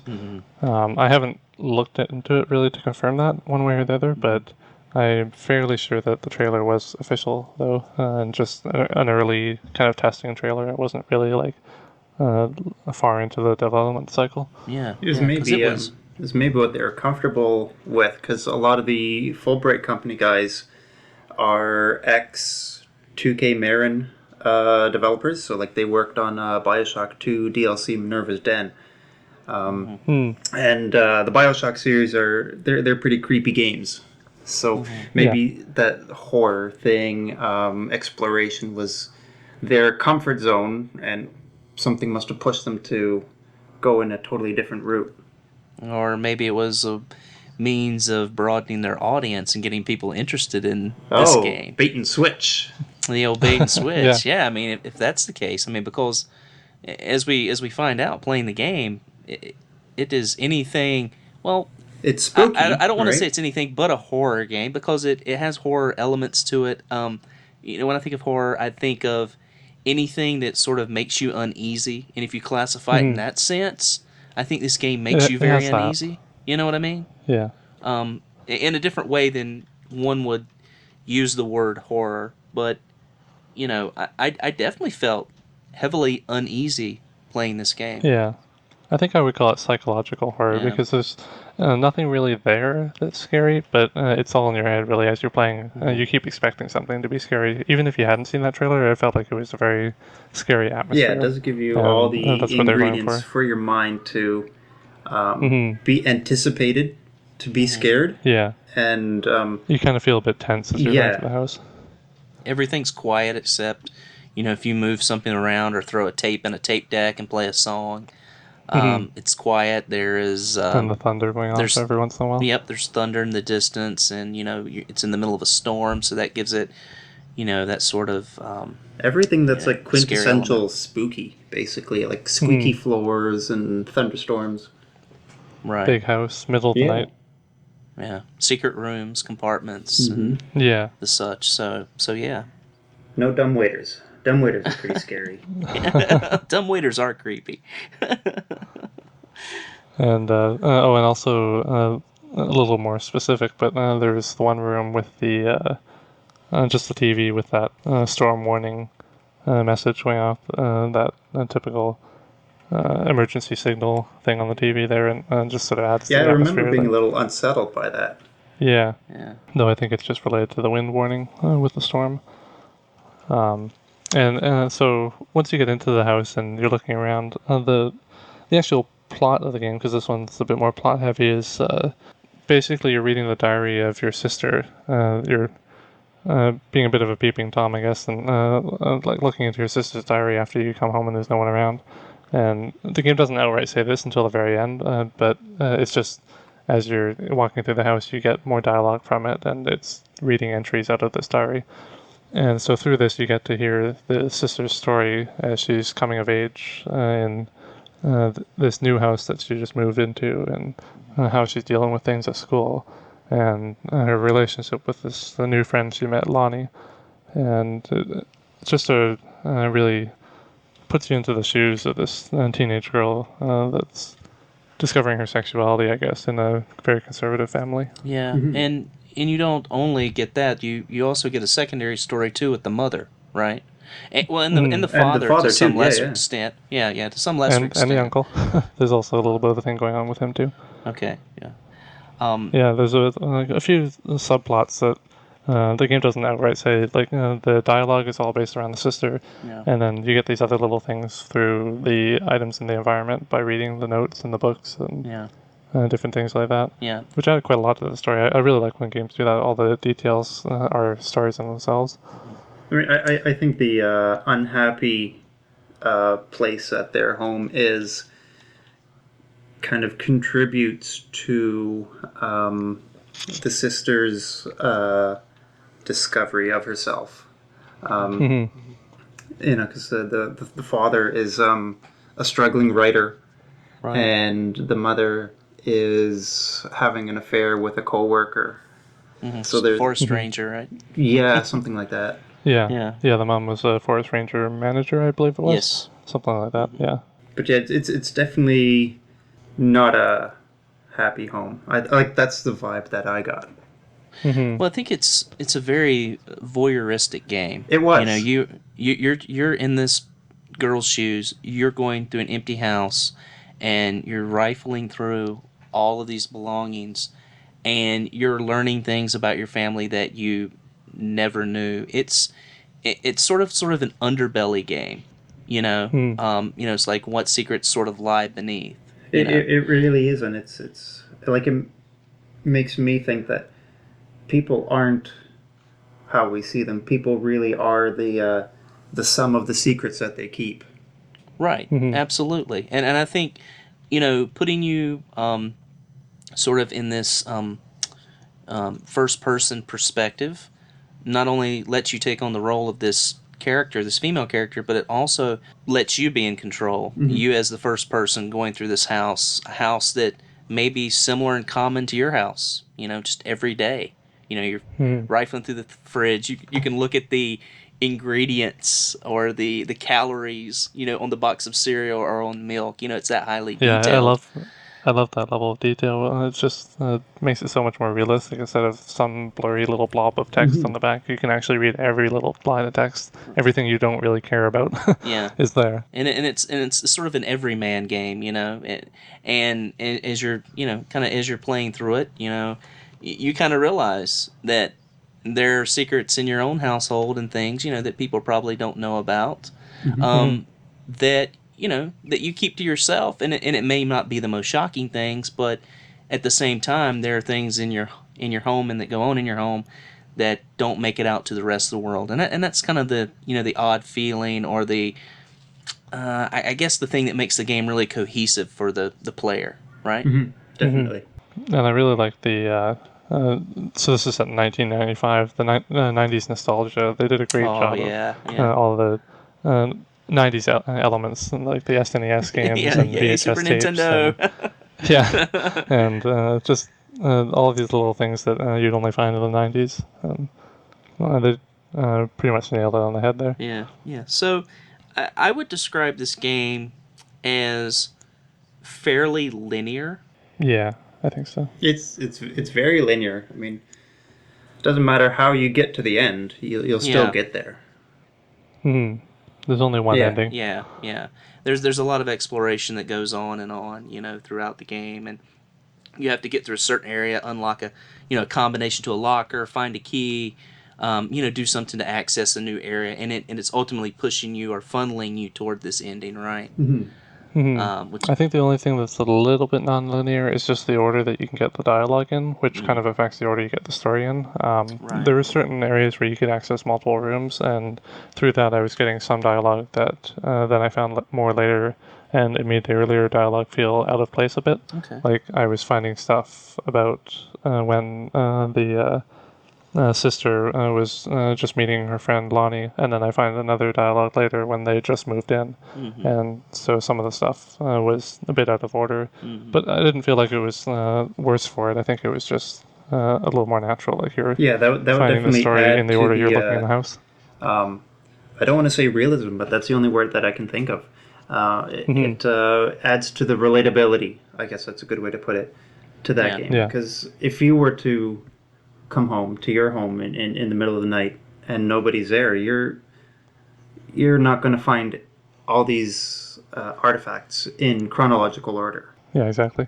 Let's see. I guess the major element of the story here that we've been kind of dancing around is the fact that the sister Sam is she's basically a lesbian, and she's kind of in the closet right now, and the story is slowly building it up, but it's really putting you in the shoes of how teenage kids are dealing with this sort of thing with their families, and how they're kind of hiding it from people at school, and basically what they have to experience going through all that.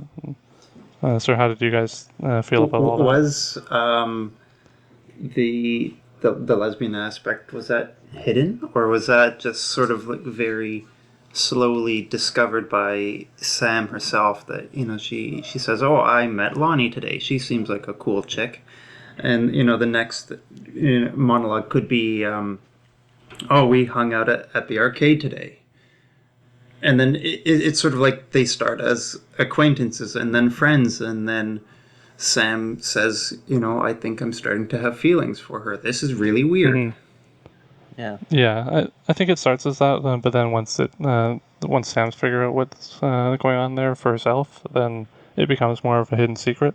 And I know there's definitely some things where the dialogue is saying that the family doesn't really know, and she's saying, "Don't judge me on the things you find in the house," when you read that note at the beginning.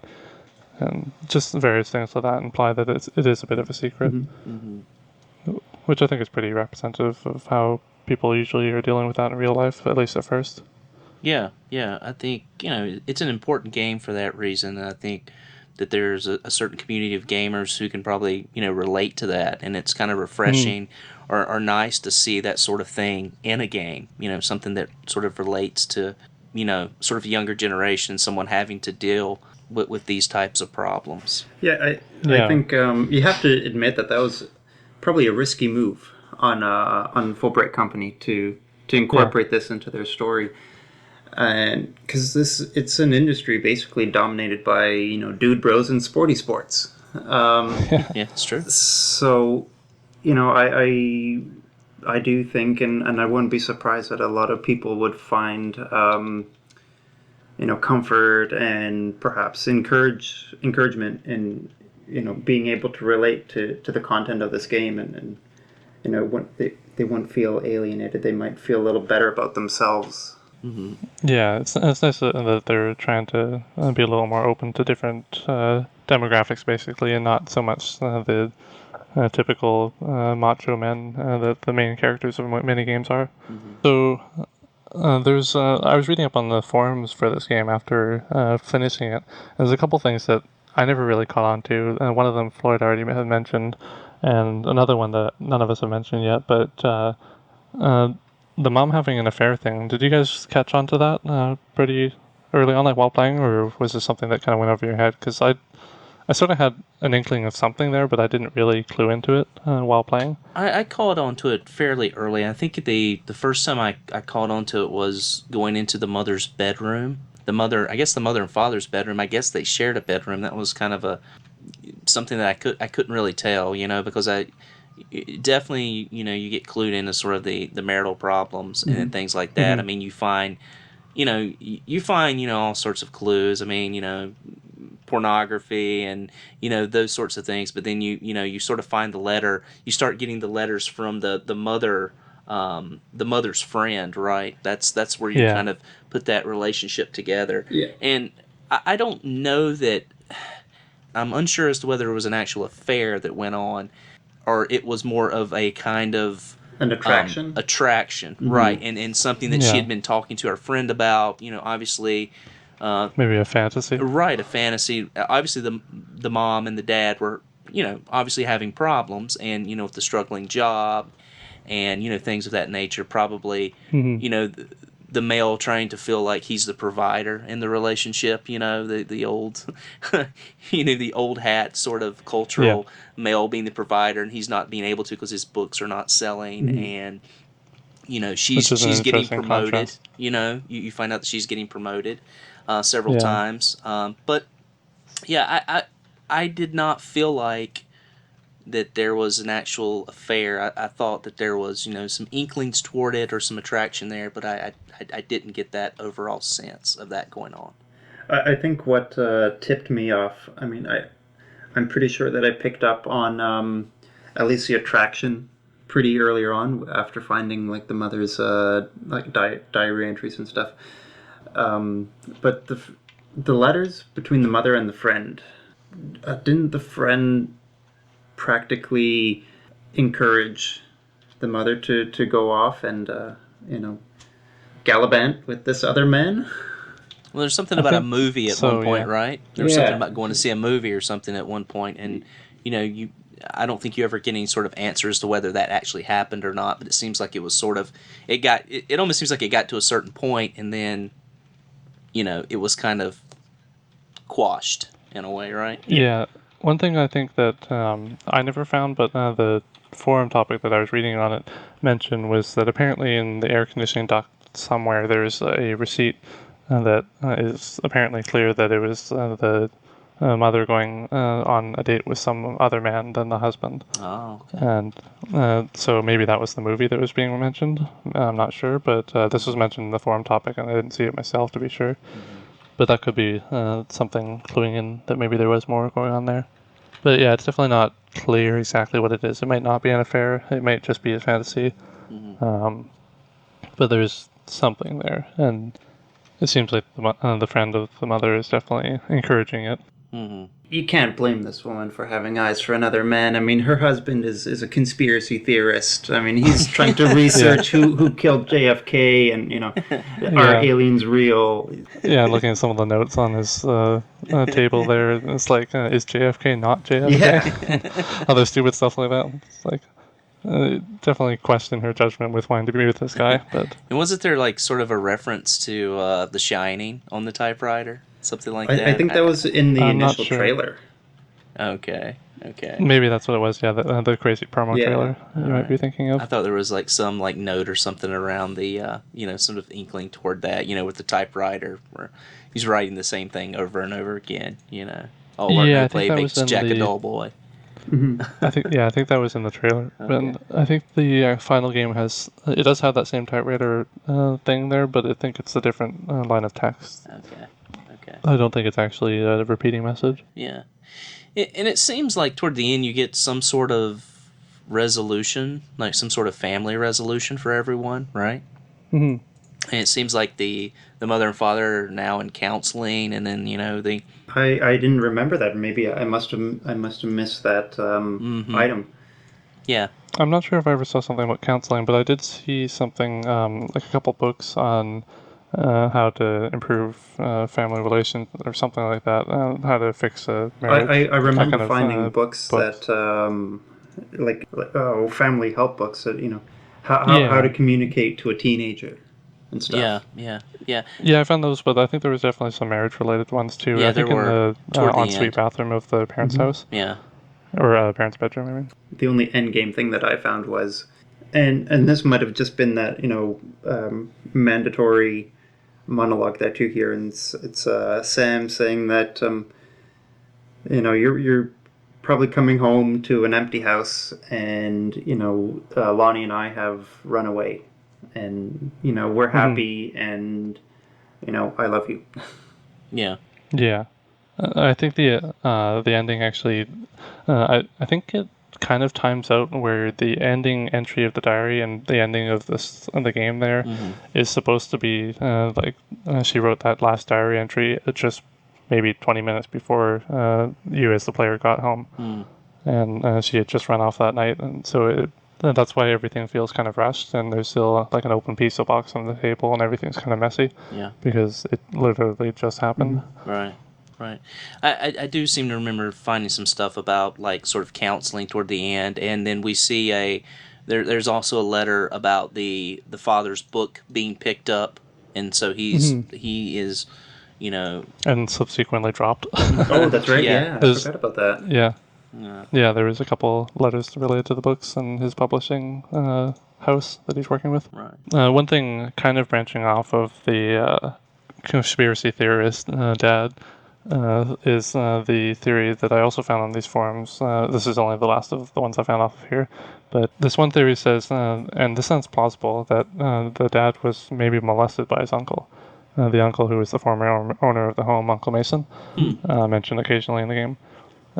So I'll just read off this quote here from the theory. It says, Terry was molested by his uncle, the former owner of the home, in 1963, incidentally the same year that JFK was shot. Since that incident as a child, he's repressed the memory of being molested, or chosen to deal with the trauma by fixating on JFK's death. So it makes sense that every one of his novels is about going back to that year and trying to change the past and prevent a tragedy. Huh. So I don't know, there's not too much evidence for it, but some of his evidence here was, why was the uncle measuring Terry's height in the creepy basement?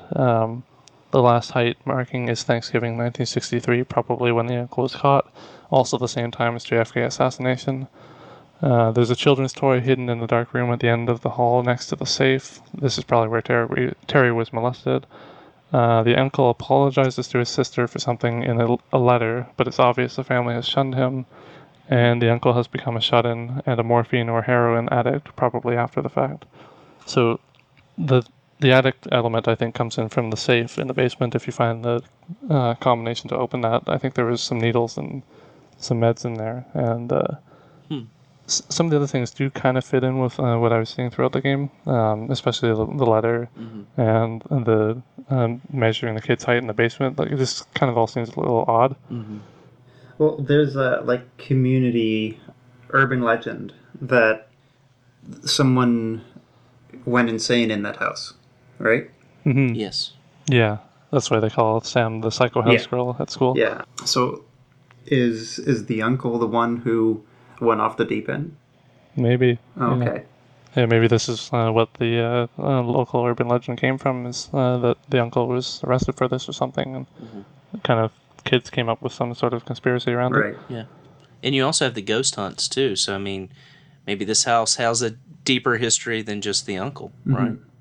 Well, I think the ghost hunts were related to the uncle, because I'm pretty sure that, like, there's the one room where they're doing this kind of seance thing with a Ouija board, and Right. I think they were trying to revive the uncle. Like, they have his picture on the table, Oh, okay. because I think at the time he's long since deceased. Right. I mean, I think they just have that, childish fascination with, A, the occult, and B, something really sinister and criminal. So it's a big stretch to say that it was the uncle who molested the father as when he was young. I will remain skeptical on that until someone can really come up with good evidence. Yeah, it's definitely a bit of a stretch, but I feel like the evidence might be there. It's just it's not explicit. There's evidence to say that the uncle did go crazy. To say his addiction got the better of him. That definitely does add up. Like, it kind of stacks the cards in that favor. But no, it's still for me a stretch to link the father's preoccupation with JFK and a less than happy childhood. Yeah. Okay. Well, that sort of wraps up Going Home, unless you guys have anything else that you want to talk about. Sorry we're ending on indecent acts enacted on children. Our apologies. Don't play this podcast at work. Yeah. I think before we move on, though, I do have one last thing I kind of want to touch on is the ending. Did you guys think the ending was fitting? Like, do you think it was a happy ending or not so happy? I mean, you got this kid running away from home when she's obviously pretty young. Before I answer that question, I'm gonna ask: can this story end happily? It's hard to say. Yeah. There's a lot going on that's not so happy in the household. It ended very appropriately. And I, as the player, was really happy receiving that ending for the game. I won't say that it justified the voyeurism that you'd been feeling the whole time, but it did neatly wrap up the whole plot that you've been being fed about Sam. So I'm happy. Yeah, it wrapped up that. I think the only thing I feel is a little bit sad is that both Lonnie and Sam kind of give up their life goals basically to follow this relationship. And Lonnie was planning on joining the army, and she ditched that at the last minute. Sam was planning on being a writer, just like her dad, and she ditched that too. Well, I mean, that's, at least in my opinion, speculation that they dropped all of that to go be together. For Sam, yeah, I could see that. But Lonnie was pretty explicit that she was on the way to the army, to be gone for good. And then her feelings for Sam around, basically brought her back. Yeah, exactly. Yeah. So I think on her front, at least, it was pretty clear. But yeah, Sam is a little bit less clear. The only evidence you have for her career is just some acceptance letters to a college. I think, she did not go to the college, that's for sure. Not yet, no. But I think as a recipient of this media, this story, it was really it was appropriate. It was in my opinion, it was the only way that it could end. You know, that Sam and Lonnie ended up happy together. You know, sure, they had to alienate themselves from society at large, but that is the price that they were willing to pay. Well, I think I agree with that to an extent. I think it's very open-ended as to whether they end up, quote, happy together. I feel like this is sort of a continuation, of their story. I mean, who knows what is to be, if that's to work out. Well, that's true, really. This is the beginning of their story. Right. So, for me, the ending, I liked the ending. I thought it was appropriate. I have mixed feelings about the ending, and I'll kind of explain why. In one sense, I really like the freedom of the ending, and that this is a girl who's going out and living her life and doing what she wants to do to make herself happy. And that's the ultimate goal in life, right? Is for all of us to be happy, and we should do what we need to do to be happy. The second way I look at this game is as a parent, and I know that's just natural, for someone like me. Yeah. You've got to... That's actually an interesting perspective to hear from, how you thought about this game. Right. Like, thinking about it, if your kids were doing something like this too. Right, and I've got a daughter. Mm-hmm. Would I be upset about the relationship? No. Would I be upset that my daughter couldn't talk to me or ran away? Yeah, I would. Yeah. And that's what's a little upsetting to me about the game as a parent. But ultimately, I'm with Floyd on this, and I think with both of you, is that I think the ending was very appropriate and needed to go where it did, and kind of leave it kind of open ended, but that it was heading in sort of a positive direction, right? For some members of the family, at least. Yeah, I think it felt like the family was sort of not very supportive of her, and just generally not a good environment for her, it seemed like. Right. And like if she made it clear that no, this wasn't just a phase and this was going to stay, that maybe they would have kicked her out anyways. Like, they didn't seem to be the very supportive type of people.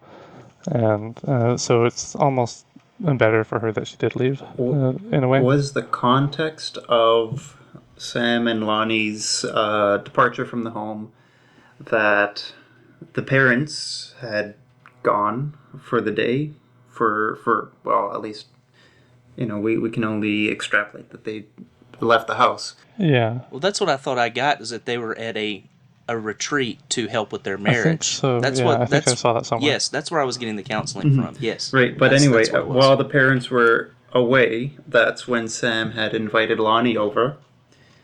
Could explain, the pizza and everything like that, and their secret room in the like below the basement or whatever it was, and then up in the attic they had a sort of like their little oasis.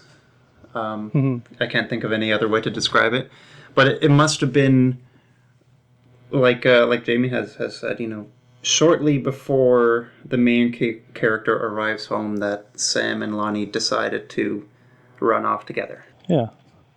Yeah, I think that fits in with what happened pretty well. And that, actually, this is a little bit off topic, but that just reminded me of something that seems to fit with the theme we have going on this month, is that when we say main character, we're talking about the one the player is controlling, whereas the one we're hearing all the story from is a third person. In both this Stanley Parable and Dear Esther, they're all possibly a third person. Well, I just want to ask you guys, who did you think was the main character of Gone Home? Was it the person you were controlling in voyeuring through this house, or was it Sam?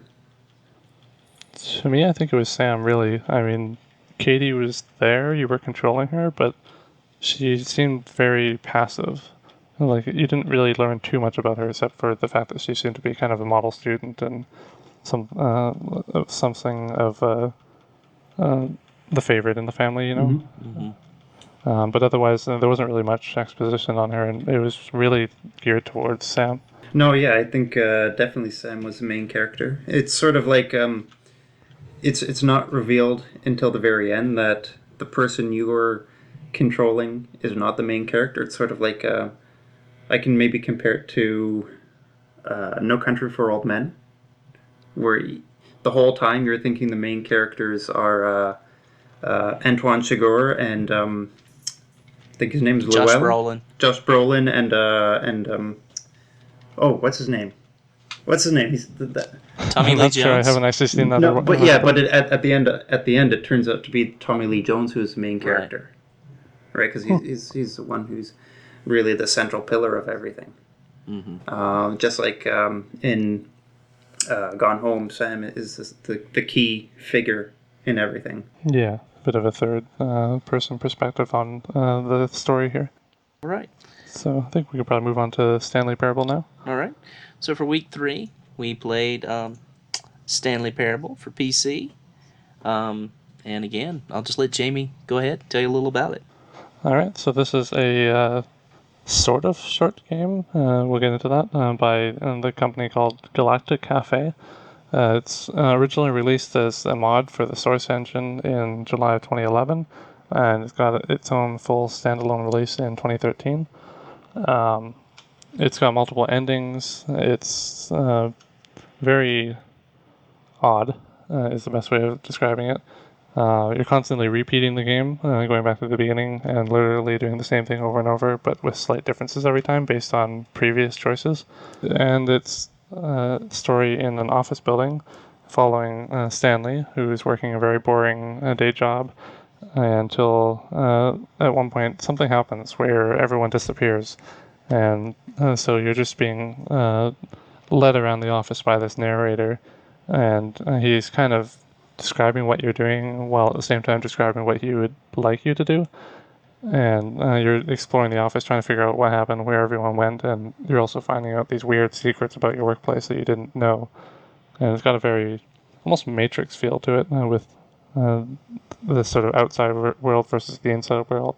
Kind of. I mean, the whole time while I was playing Stanley Parable was that this game is subverting and challenging the whole definition of what a game is. And it kind of used existentialism as a vessel for that. It's sort of like at the end of the day, everything was rather meaningless. And Stanley is rather insignificant in the whole grand scheme of things. Mm-hmm. He's just one cog in the whole wheel. It describes in the past tense things that the player, or I should say the narrator is describing events in the past tense that the player is currently experiencing. Yeah. It gives you a sense that your fate is set, but at the same time you still have control, and the narrator changes what he said based on what you do. Yeah. Like the example that I think of is when you reach that big room and you have two doors, and the narrator says Stanley entered the door on the right. And if you don't, the narrator will say something rather witty. I think we'll probably touch upon the humor in this game later, but it gives you the illusion that you have choice, when really every possible twist and turn and deviation has already been scripted. And that's why I mean it really challenges what is a game. It challenges that open-ended, non-linear concept. Yeah, I wouldn't say that the narrator is unreliable. I think I guess would be sort of mischievous or and pretty much like omniscient, right? And pretty much knows everything and what's going on and what's behind every corner and every turn. And so it's sort of like, and this is even one of the endings, you experience this, like, at least to me, it looks like an out-of-body experience, where you will see Stanley in a room, or he'll be wandering around it, and it's sort of like, scientists watching lab rats go through a maze. Yeah, it did have that feel, just walking through the whole thing, like you're following the cheese and trying to figure out where the ending is. yeah, it reminded me of Truman Show, is what it reminded me of, this game. Yeah, you can see that. I wasn't able to link it to anything like that, but I really thought this was like a British style, Douglas Adams style humor. Mm-hmm. Yeah, it had a lot of Hitchhiker's Guide to the Galaxy sort of jokes in it, and wit and humor. The thing that I found interesting was really just that, like you said, the narrator seems to know everything, but then there's certain points where he seems to be confused in a very comical way. He's confused because you've deviated from what he's told you to do. Yeah, and it's broken through his script. Yeah, and he says, let me go to page 23. Oh, no, that event is not in here. Yeah. And it's like, this wasn't supposed to happen here yet. Go back and find the story. Yeah. And like the I think it was the plot line or the storyline. I can't remember exactly what it's called, but he's got this line, yellow line that he draws through the office, and you have to follow it, and it starts doing crazy things. I think so. He's like, no, you are not playing this game correctly. Here, I've laid out a yellow plot line for you. Mm-hmm. And it's a literal line on the floor that you just follow, and eventually it starts going off. It goes up the wall and on the ceiling. And through the events, and he's just like, okay, forget about the plot line. He's not helping anything. Yeah, what did you guys think of the game? Of the 4 that we played this month, it's tied for my favorite. And our next game also holds that honor for me.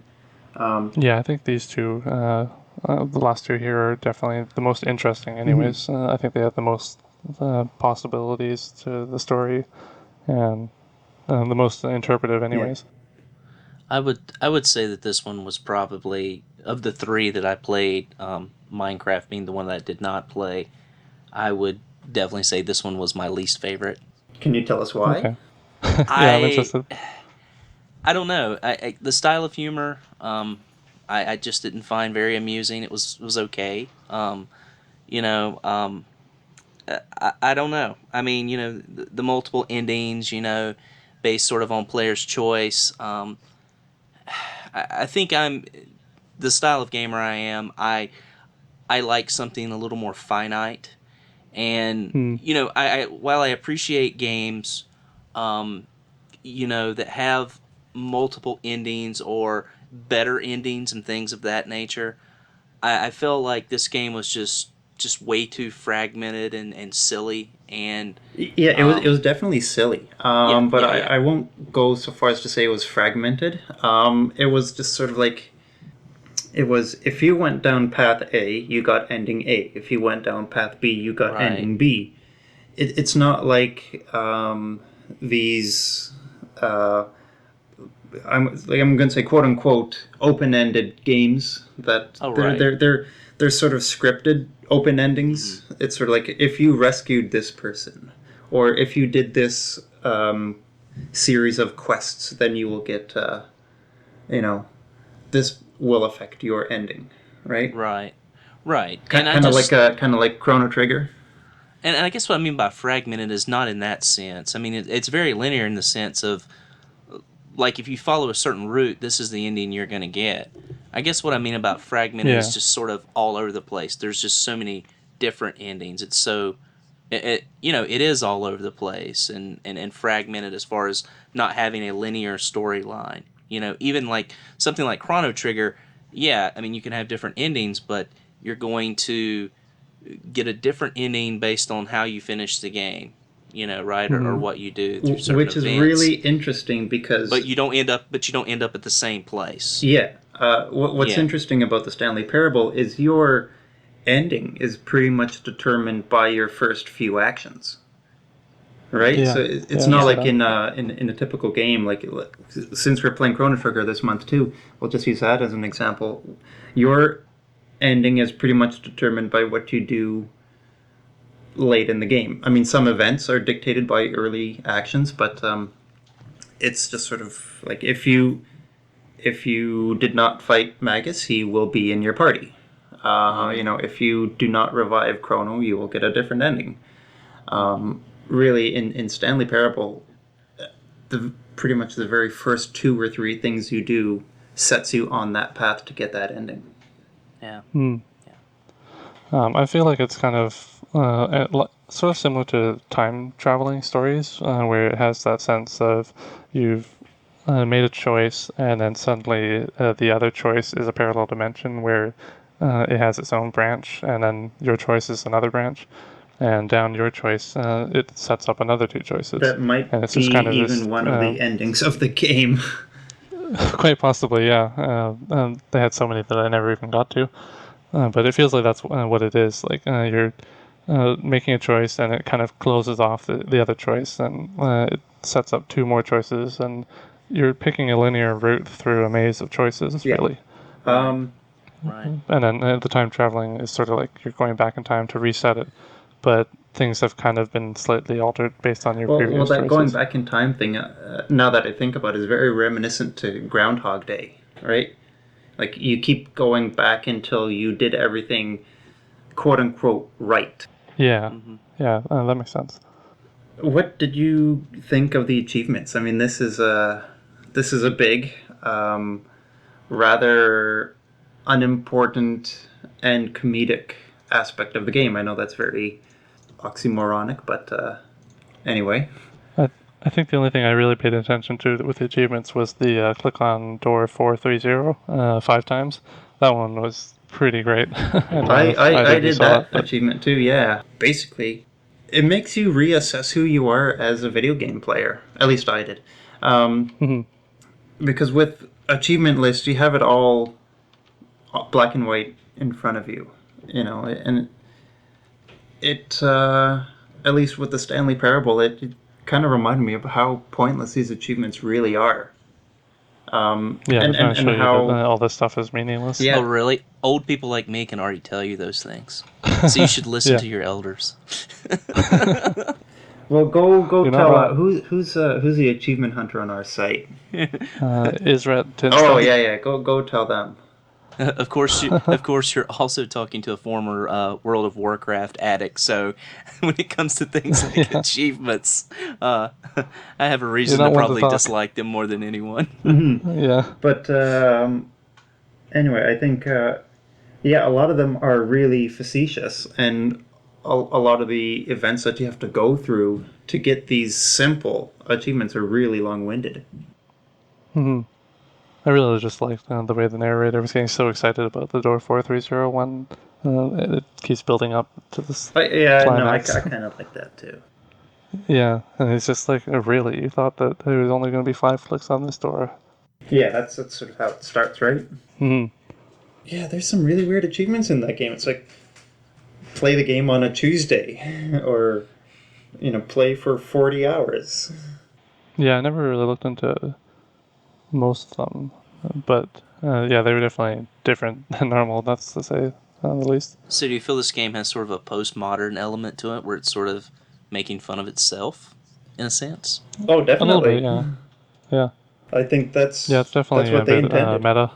Yeah. I guess for me that was sort of one of the more annoying things about the game. I just, I don't know. From an outsider's perspective, there are things about gaming that I already know, or at least I feel that are a little bit annoying to me as a gamer. So I guess I felt like I didn't need a game pointing it out or trying to be funny about it. So I mean that's just and again that's just me. I mean that's just just who I am and my thoughts on the game and what it was. So. And Yeah, it's definitely not for No, everyone, but right. It's And no game is right. no. I'm sure But there's some of these are a little bit less for everyone than the average one. yeah. I mean, I'm sure there's people out there that dislike Parasite Eve. I mean, those people would be ignorant, but they're probably out there, right? they're wrong, but they're out there. Yeah. I think we talked a little bit about the narrator as like an omniscient character, but what did you think of? Because basically, there's not much to this game. It was very little interaction, but I quite enjoyed the narrator's voiceover work. Mm-hmm. Yeah, he was really good. Which is a good way for us to segue into Dear Esther, because agree. it is the same voice actor. Oh, Yeah, really? that's something I didn't know until you pointed it out just before we got on air here. It's really interesting. Wow. The style of the dialogue and the way he uses his voice is quite a bit different in both of them, so I didn't even notice. Yeah, that's why I'm kind of glad that you picked these two games, and especially that you put them right beside each other, because it's even though they're made by two different development teams, even though you have that one voice actor overlapping in each project, it's a nice juxtaposition of really lighthearted, whimsical, non-serious, self-aware atmosphere beside something very melancholic and dreary, and I don't know. How would you? Let's start off by, introducing Dear Esther. Let's start at the beginning. Yeah, we've gotten a little bit too... You trying to take my job, Floyd? Come on. Yeah. I hope I pass the audition. Yeah. Please sound off in the comments. Stanley Parable has gotten us into a bit too much of a mixed up story ordering thing here. The game entered our lives. Yeah. So why don't you tell us a little bit about the game, Jamie? So Dear Esther, it's a 2012 commercial release from a mod that originally came out in 2008, also a Source Engine mod, just like Stanley Parable. It's a very non-game game, which I think we'll get into, but it's basically an interactive short story, is how I like to look at it. And you're exploring this island, walking around, you get different pieces of dialogue, and you're just trying to kind of figure out what is happening through the dialogue and a little bit through the environment, but for the most part it's the dialogue that is key. And you're trying to find out what happened with this car crash and who's at fault, who the narrator actually is, because it's not clear who you are, because that's not clear either. And if the island you're on is even real, and different things like that. Everything is so, hazy. Yeah. Yeah, it's all ambiguous, and it seems intentional too. Oh, I think that's the absolutely. key. There's so many theories about this game. There's things like maybe you're Esther walking through in a coma after the car crash. Maybe you're the husband walking through. Maybe you're Paul. A lot of biblical references. So what were you guys' takeaway opinions on this game? Like, do you have any ideas of your own of what was going on? Yeah, I certainly do.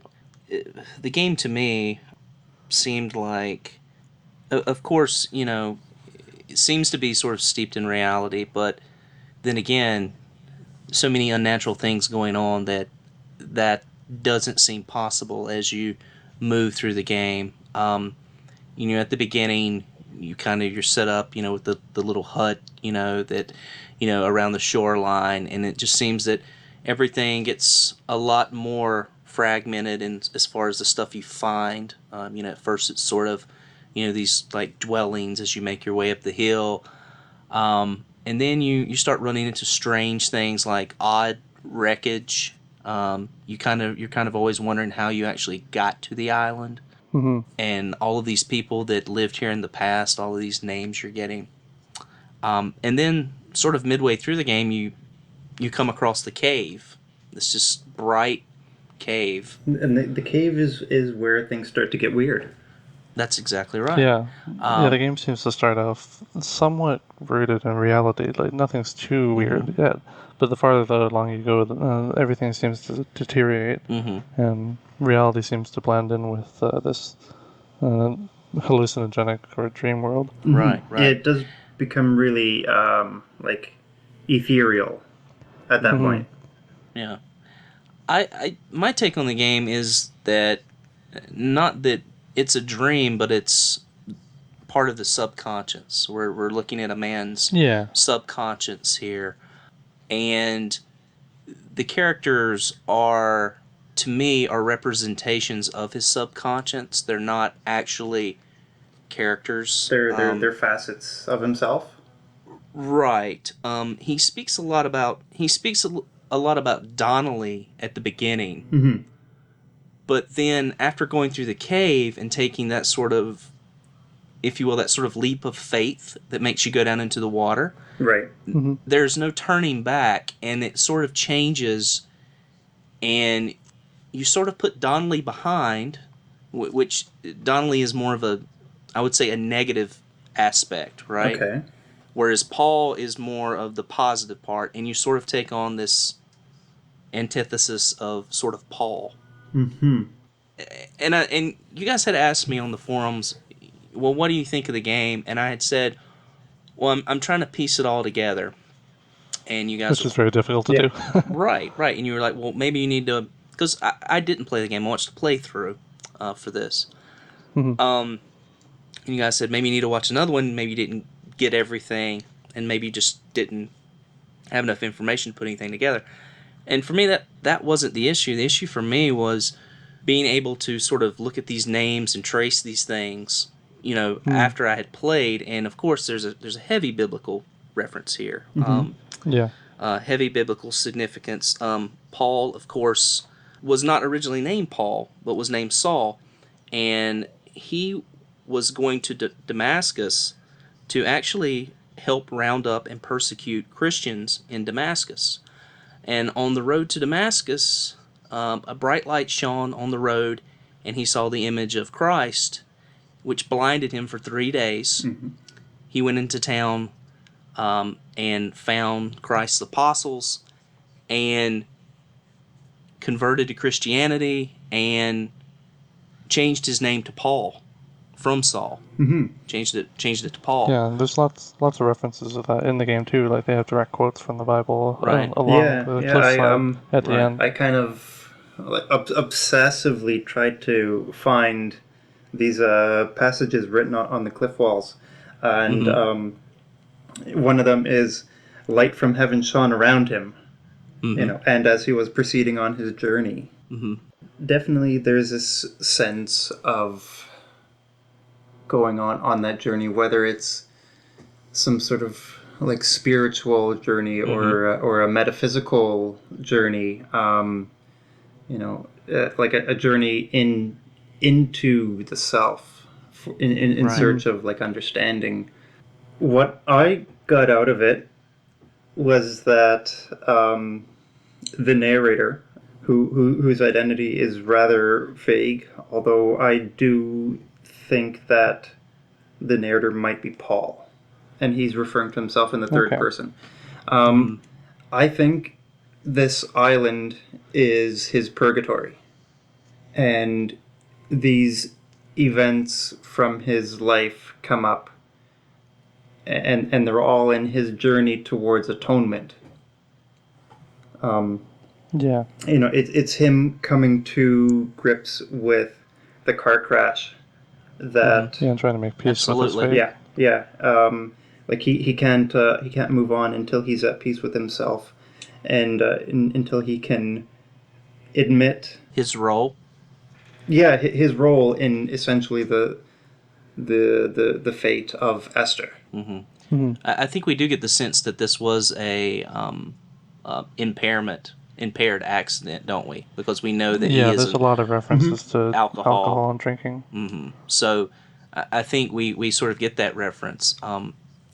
And for me, the game is divided sort of into two parts. Once you fall into that water in the cave, you get this. You go down into a scene at the bottom of the water, which shows you a glimpse of that car crash. It's it's on the highway, and is it like a hospital gurney just in the middle of the road?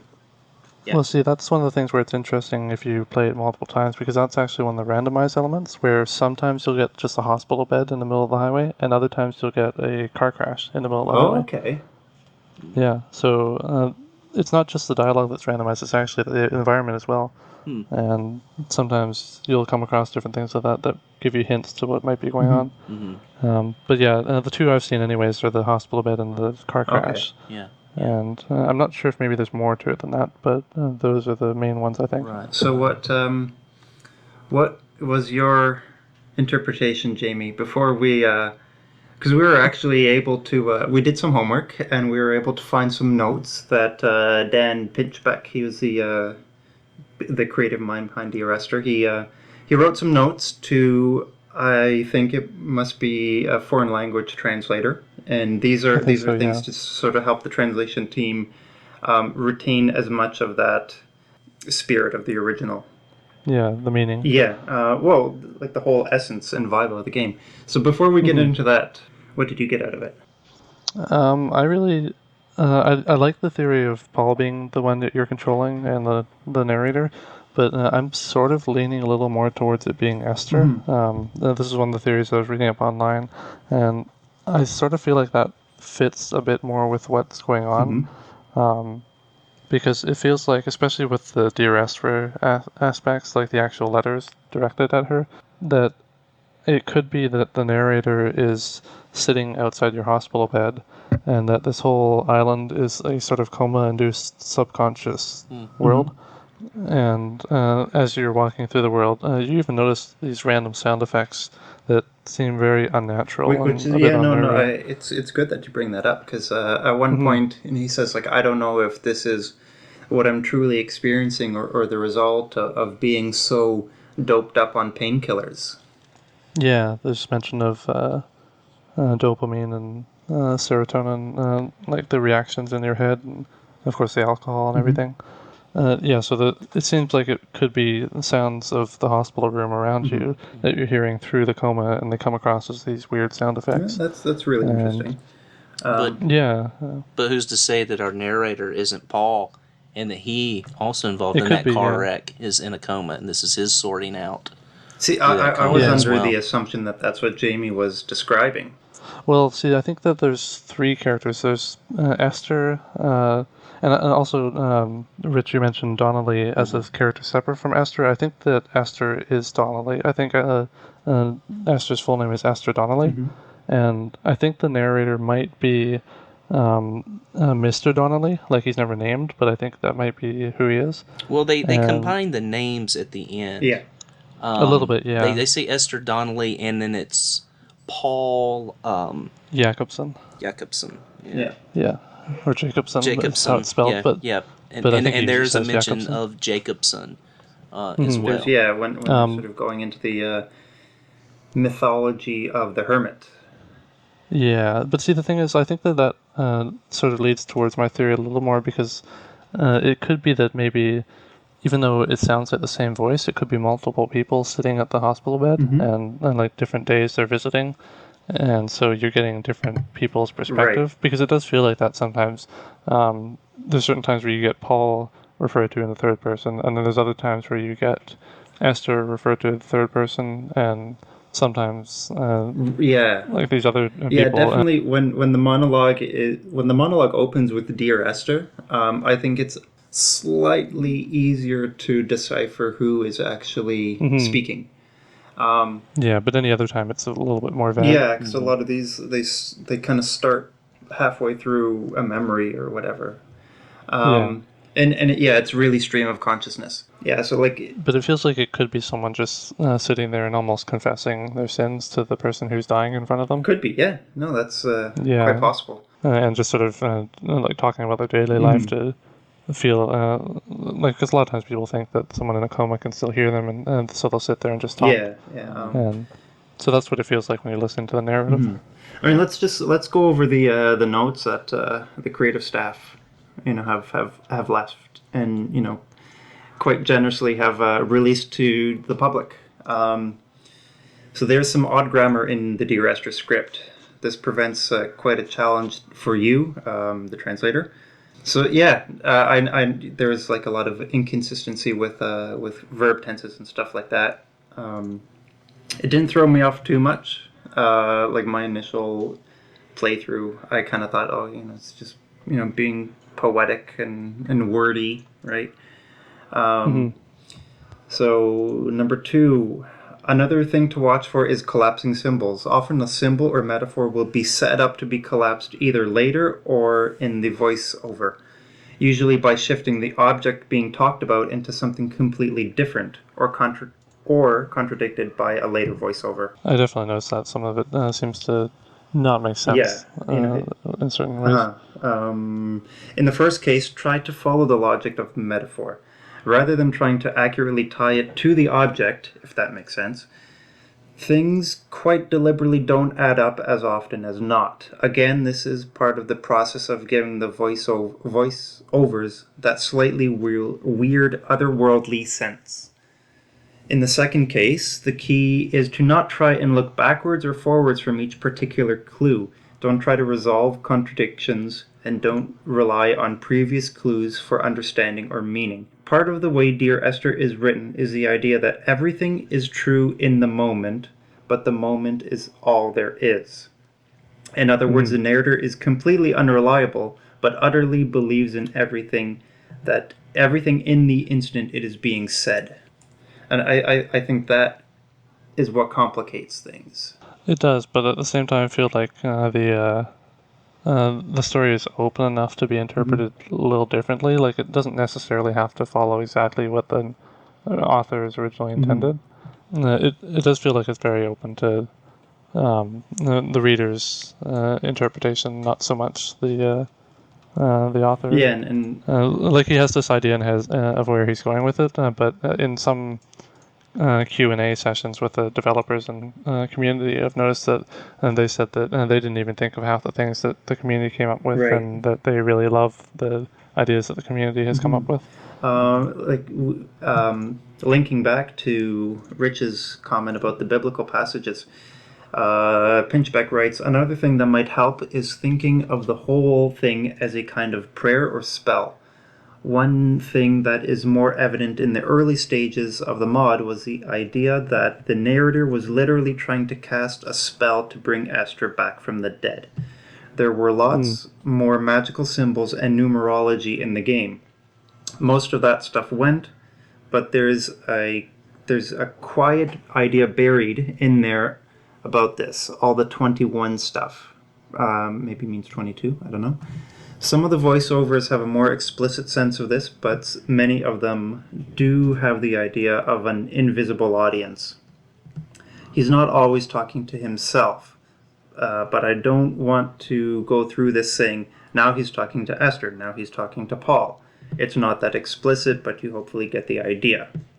Yeah. Mm-hmm. Which basically begs the question, who is a narrator? And that was deliberately vague. He has no personality, no reality, or he has several of those. Yeah, which is what I kind of lean towards a little more. I feel like he could be multiple people, even though it's actually sounding like the same person. Pinchbeck says, don't try and capture a sense of person. It's important that this is evasive. You might notice a new thread is appearing in the D script, because as Jamie has mentioned, every landmark that you approach, you will trigger a randomly generated monologue for that area.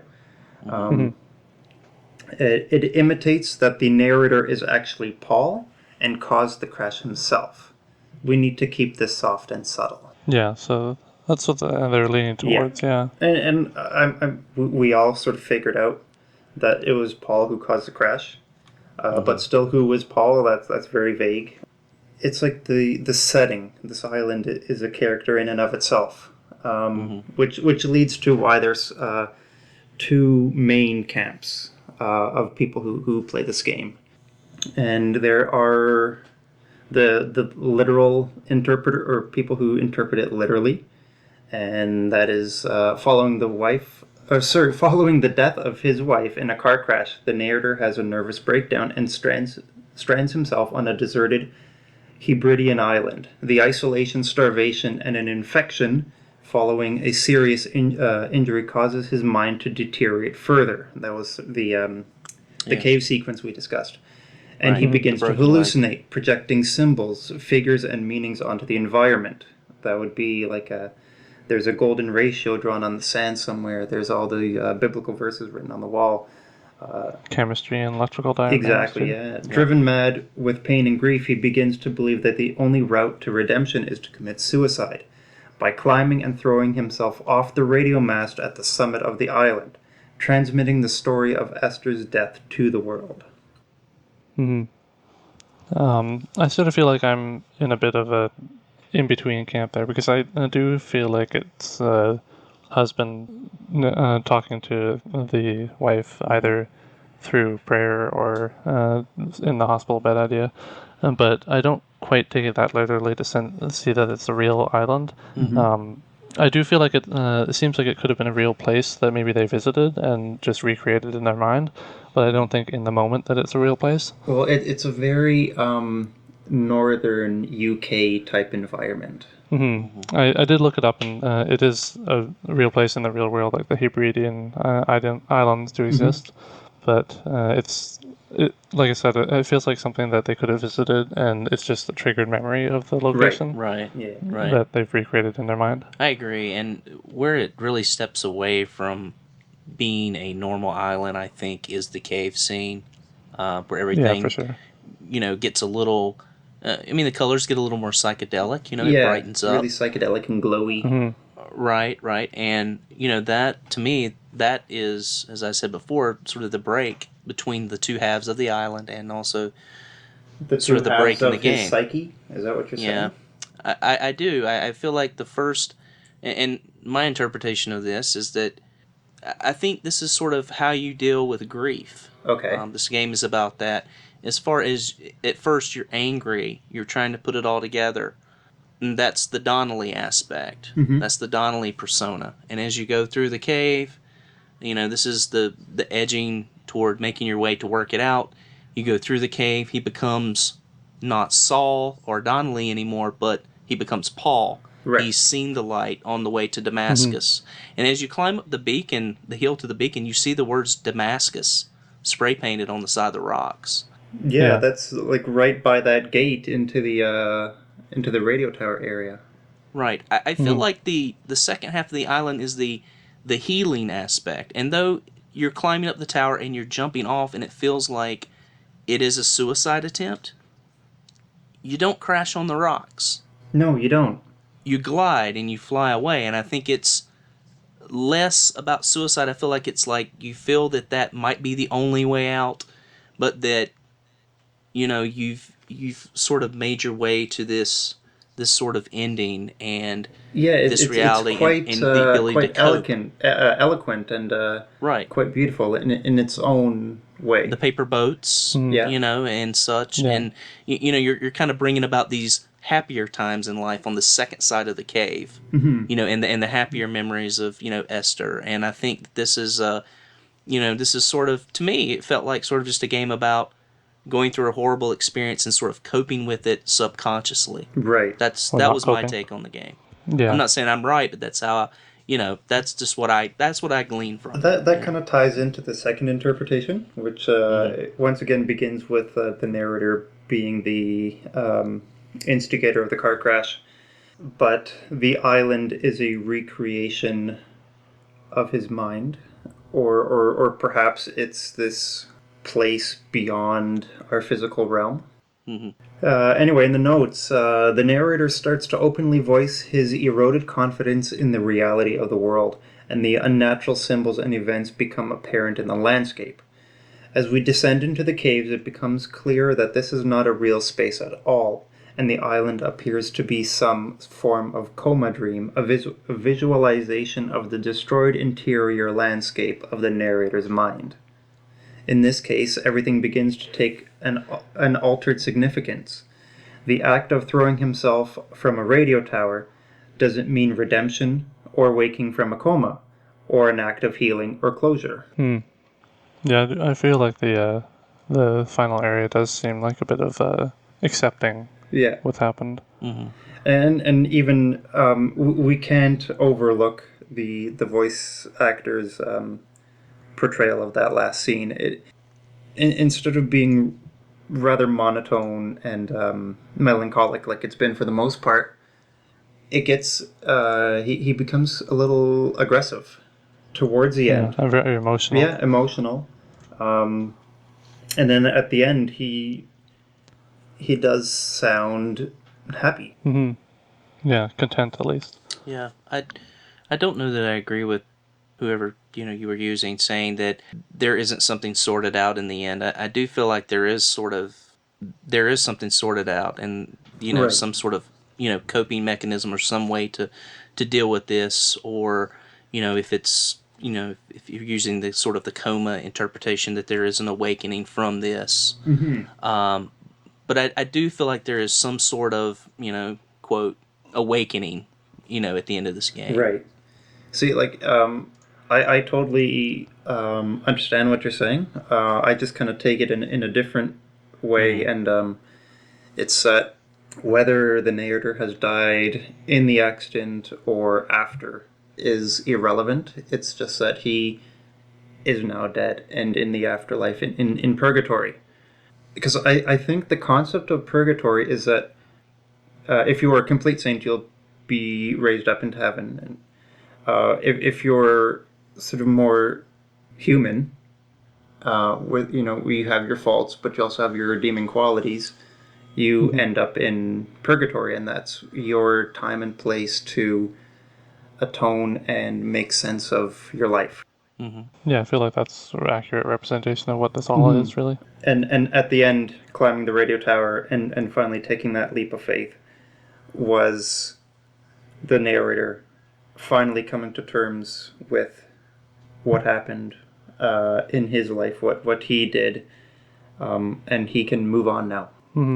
One thing that I found interesting was the light at the end of the tunnel effect with the radio beacon. Did you guys sort of catch on to that? Where you always see this blinking light in the end.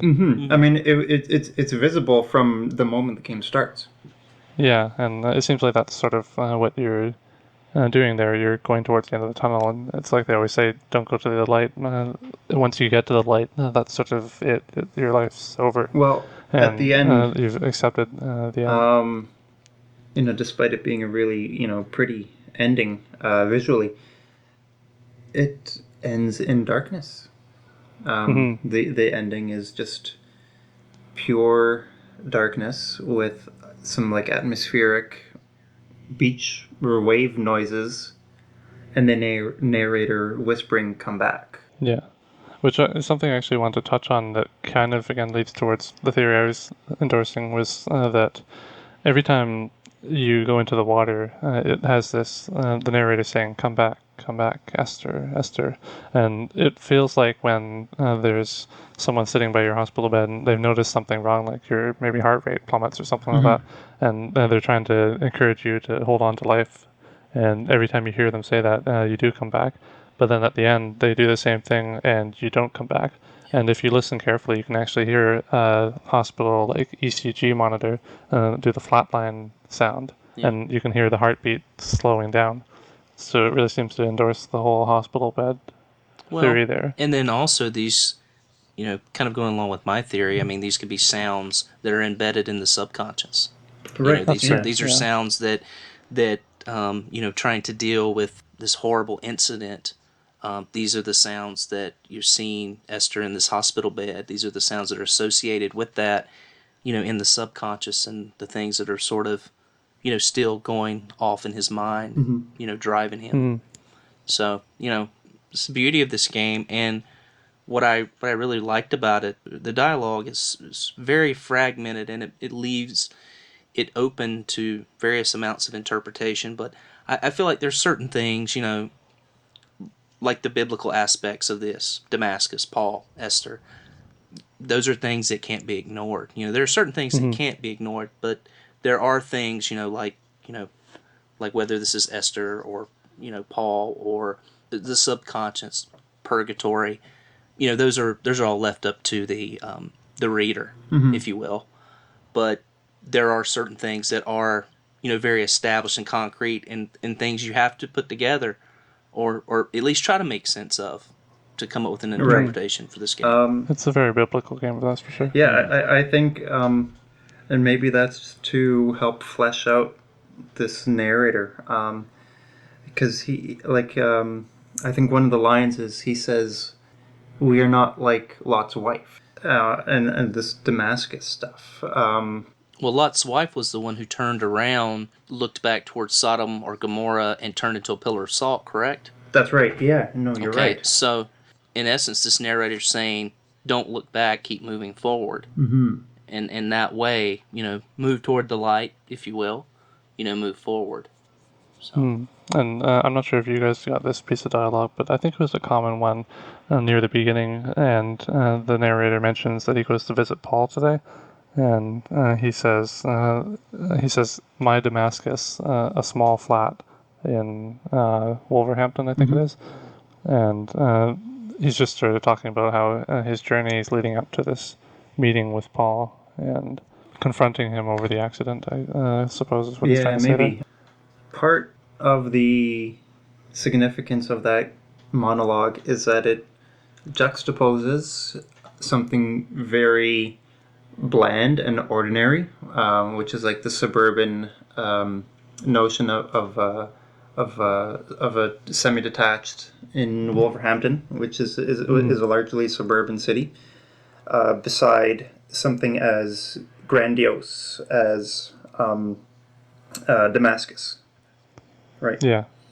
And it's that putting something really normal right up beside something biblical, extraordinary, right? And anything to a devout believer, a biblical aspect will have a lot of weight. So there's one thing that I wanted to mention that doesn't really fit anywhere. It's not too much of a story element, but one thing I found interesting is that I looked it up, and there's this chemical process called esterification, and it's the mixing of carboxylic acid and alcohol, and it creates these things called esters, and carboxylic acid is apparently a component of brake fluid. So I thought that was really interesting that this process, esterification, like sort of esters are created by the brake fluids and the alcohol. It kind of implied to me that maybe Esther herself wasn't actually real, because Esther is being created by the process of the accident. Were you able to find what an ester is in some kind of like medical journal, dictionary, whatever? It's a chemical thing. I think it's sort of like a component of other things. Let's see here. While you look that up, that could be a connection to. There's some quote about alcohol and kidney stones. Right, yeah, that's a common theme throughout. There's a few monologues that include kidney stones. Yeah, those were pretty key. And there was even one that mentioned that the island was created by these stones or something like that, too, which could be another thing, maybe. The whole situation is something related to the infection with the kidney stones, maybe. Because there's one line, actually, now that I think about it, where he said something along the lines of the infection being not just of the flesh. Yeah, I remember that. But that could just be the eroding of his mind. What did you guys think of, first, the carving of white lines into the rock face? Because I think the line was, when somebody had recently died or had given up the will to live, white lines would be carved into the stone. Yeah, to remember them. Yeah, and I think the narrator says something that he will not have any lines. I can't remember exactly what he says, unless maybe you got a different variation on the dialogue than I did. But one thing I do know is that near the very end, you can actually see white lines of its own. They're much more erratic and crisscrossing each other, but the cliff face below the aerial has many white lines on it that don't seem to fit in with any of the other diagrams you've seen before. Right. So it almost seems like he's accepted that. Right. That fate. Well, that apparently was a thing that was ritualistically done. We can probably link to that article, but that was something that people would do, perhaps in the Hebridean area. And so my next sort of ambiguous thing that I want to talk about is the myth of the hermit, or the significance of the hermit in this game.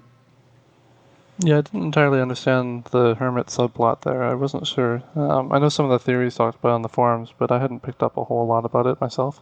Some of the theories mentioned that maybe the narrator is the hermit, or that the narrator becomes like the hermit. Right. In the sense that he kind of follows the same lifestyle on the island. But it wasn't very clear to me. I didn't entirely understand the significance of that.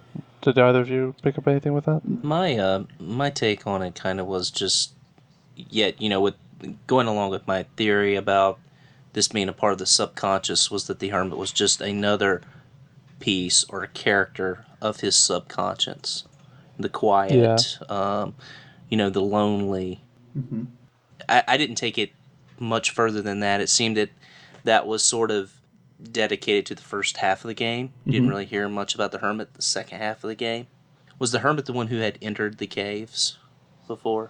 I think so. I think that was the idea. Yeah, maybe. Because at least what I gleaned from it all was this hermit was perhaps a clue intentionally placed there to throw you off the trail of something. Possibly, but there's also mention by the narrator of him taking the same trip multiple times. And it felt like he could have been the one who put the symbols behind, even though he's describing them as if he wasn't. Well, yeah, which only... It's not... I don't know how to describe this, because the re-experiencing this path and these thoughts and everything, it really validates both and any interpretation, right? And it's sort of like he will repeat these events until he can finally come to terms with what has happened and either wake up from his coma or, move on to the afterlife. So I don't know if any of you picked up on this as well.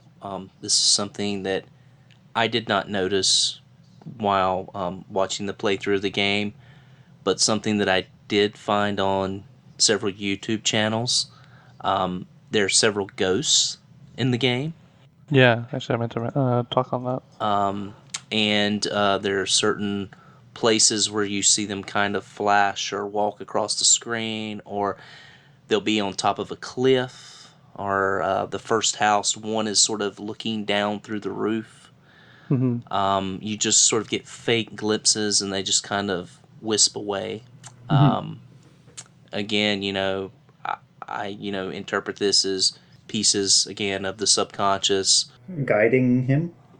or maybe guiding him right and leading him on. Maybe just images of him. It does look like a man each time. It doesn't appear to be female. Or it could be characters that he knows in his real life that are being kind of superimposed on his subconscious here. Yeah, I wouldn't say that this game is a horror title as far as having the ghosts, but I think in the same vein as Gone Home, this game does give you a sort of uneasy feeling, and That's true. It's sort of created in part by the environment, and also created by the dialogue. Well, the music too. This is the music that really distant, desolate sounding piano.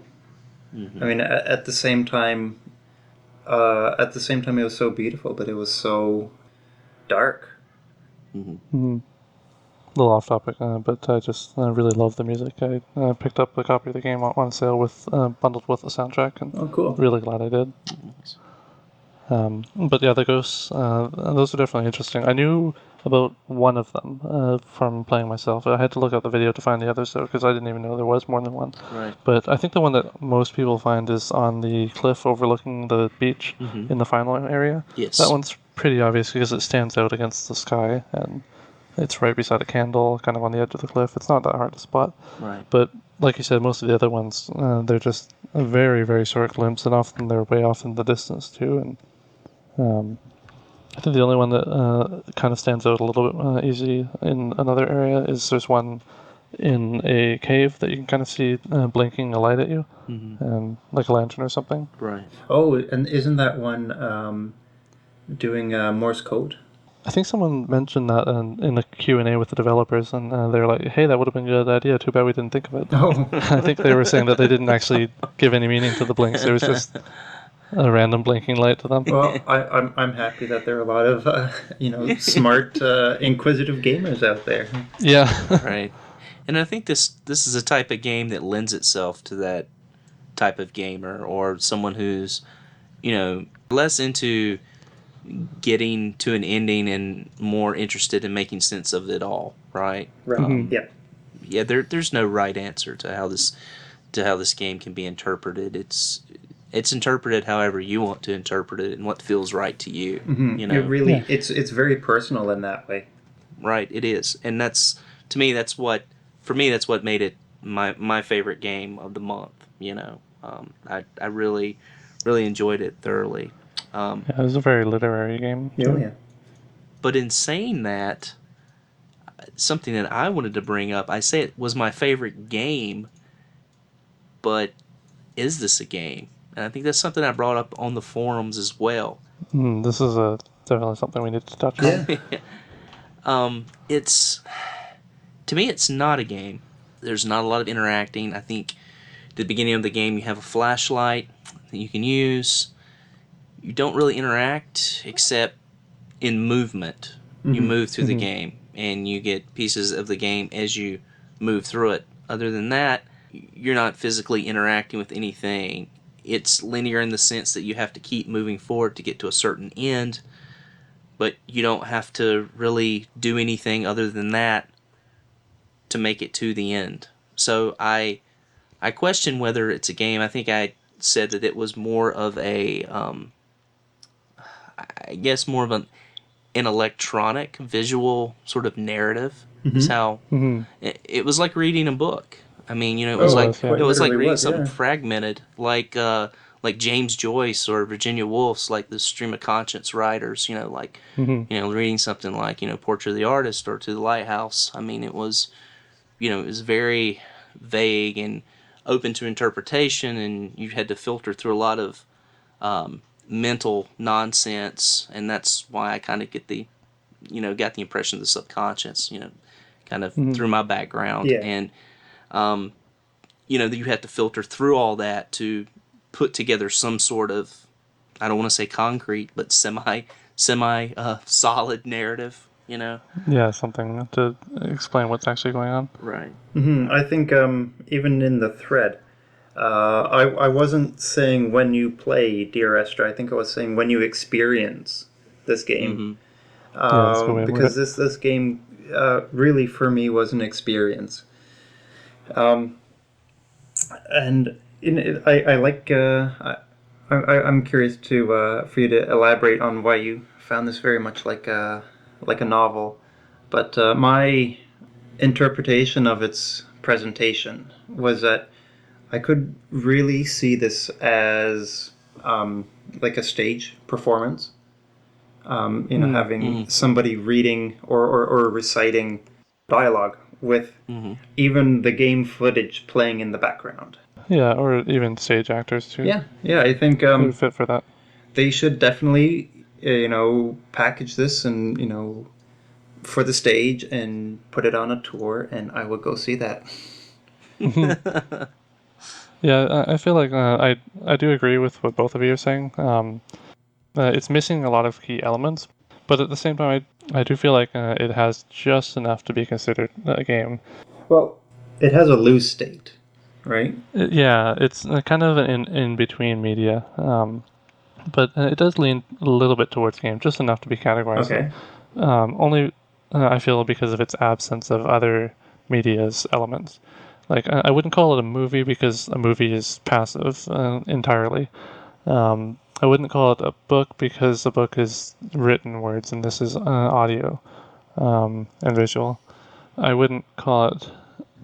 I wouldn't entirely call it a game because of the fact that it's missing some key interactive things, but it leans a little more towards the game because it does have most of the elements. And what would those be? Well, it has the interactivity in the sense of the exploring the island, even if it is linear. But it also has the fact that you can miss certain dialogue, not in the randomized sense, but in the not going to certain areas Right. of the map. Like, I know next to that beach jetty in the second scene, I think it is, there's a little path off to the left of it where if you follow it, you'll have a little monologue about the boy out in the water. And if you don't go down that pathway, you won't get that monologue at all. Is And that there's the other areas portion just of like the that, beach too. where there's the golden ratio drawn into the sand? No, you're thinking a little earlier in Oh, the okay. game. This is where there's the boat that's kind of beached there, and there's all the debris along the shore. Oh, okay. During my playthrough, I kind of got lost in that area, and Oh, okay. Yeah, that part is a little bit confusing. I went up and sort of explored around the boat, and then if we're gonna call the direction towards the boat north, I went west and sort Okay. of did like a meandering switchback route up a hill, and I got a dialogue about barnacles clinging to the side of a ship, and Okay. I think I might have actually missed that one. Either that or that's just one of the maybe randomized it's a elements. But randomly generated one. maybe, yeah. But my point is now that even though it is overall linear, you're going to get the same story more or less every time. There are elements that are very unique to every playthrough, and it's based entirely on where you walk. Even though the game is limited in interactivity to only walking, your choice of where to walk does affect what you get out of the story. Yeah. And I feel like to me that's enough reason to call it a game because there is some sense of interactivity. Well, yeah, and I guess for something to be a game, you have to have an investment in the game itself, and in this in Dear Esther, you're rather invested in discovering what the heck is going on here. Yeah, and I feel like that's the goal. It's there is an end. You're trying to progress through the game. There's sort of checkpoints too with the loading screens, and so it has that. It has a goal. It has music, graphics, They're not visuals. really. It's not so much a goal as like you said, a checkpoint. It's like Yeah, but it feels like it's something different than what you would call just something in a novel. It's not exactly like a chapter. It's more like something you've come across, even if it is something you have no real choice over. It does feel like you have to kind of find it. yeah, you do.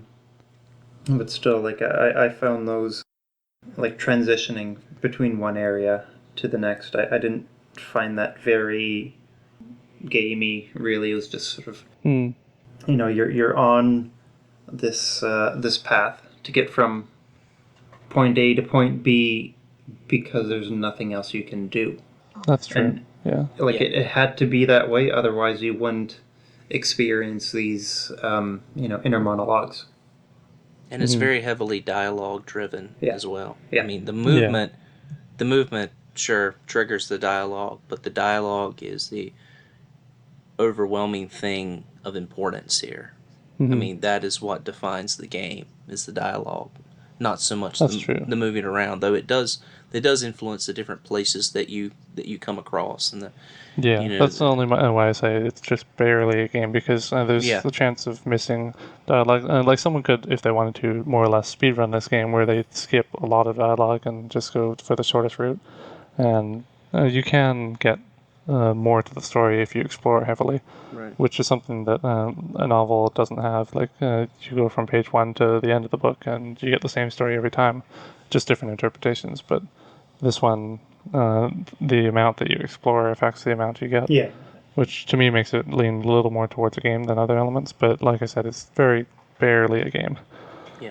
Well, And I and think it's kind of the beauty of it, right? Is that it makes you, it kind of challenges this notion as well. Well, then if you call Dear Esther just barely a game because you have to go and seek out these non-mandatory dialogue bits, like Gone Home, that's all Gone Home is, right?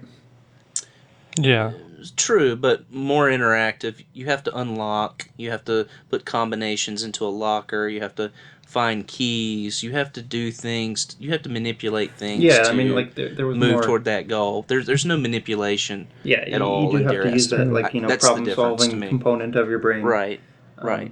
Yeah.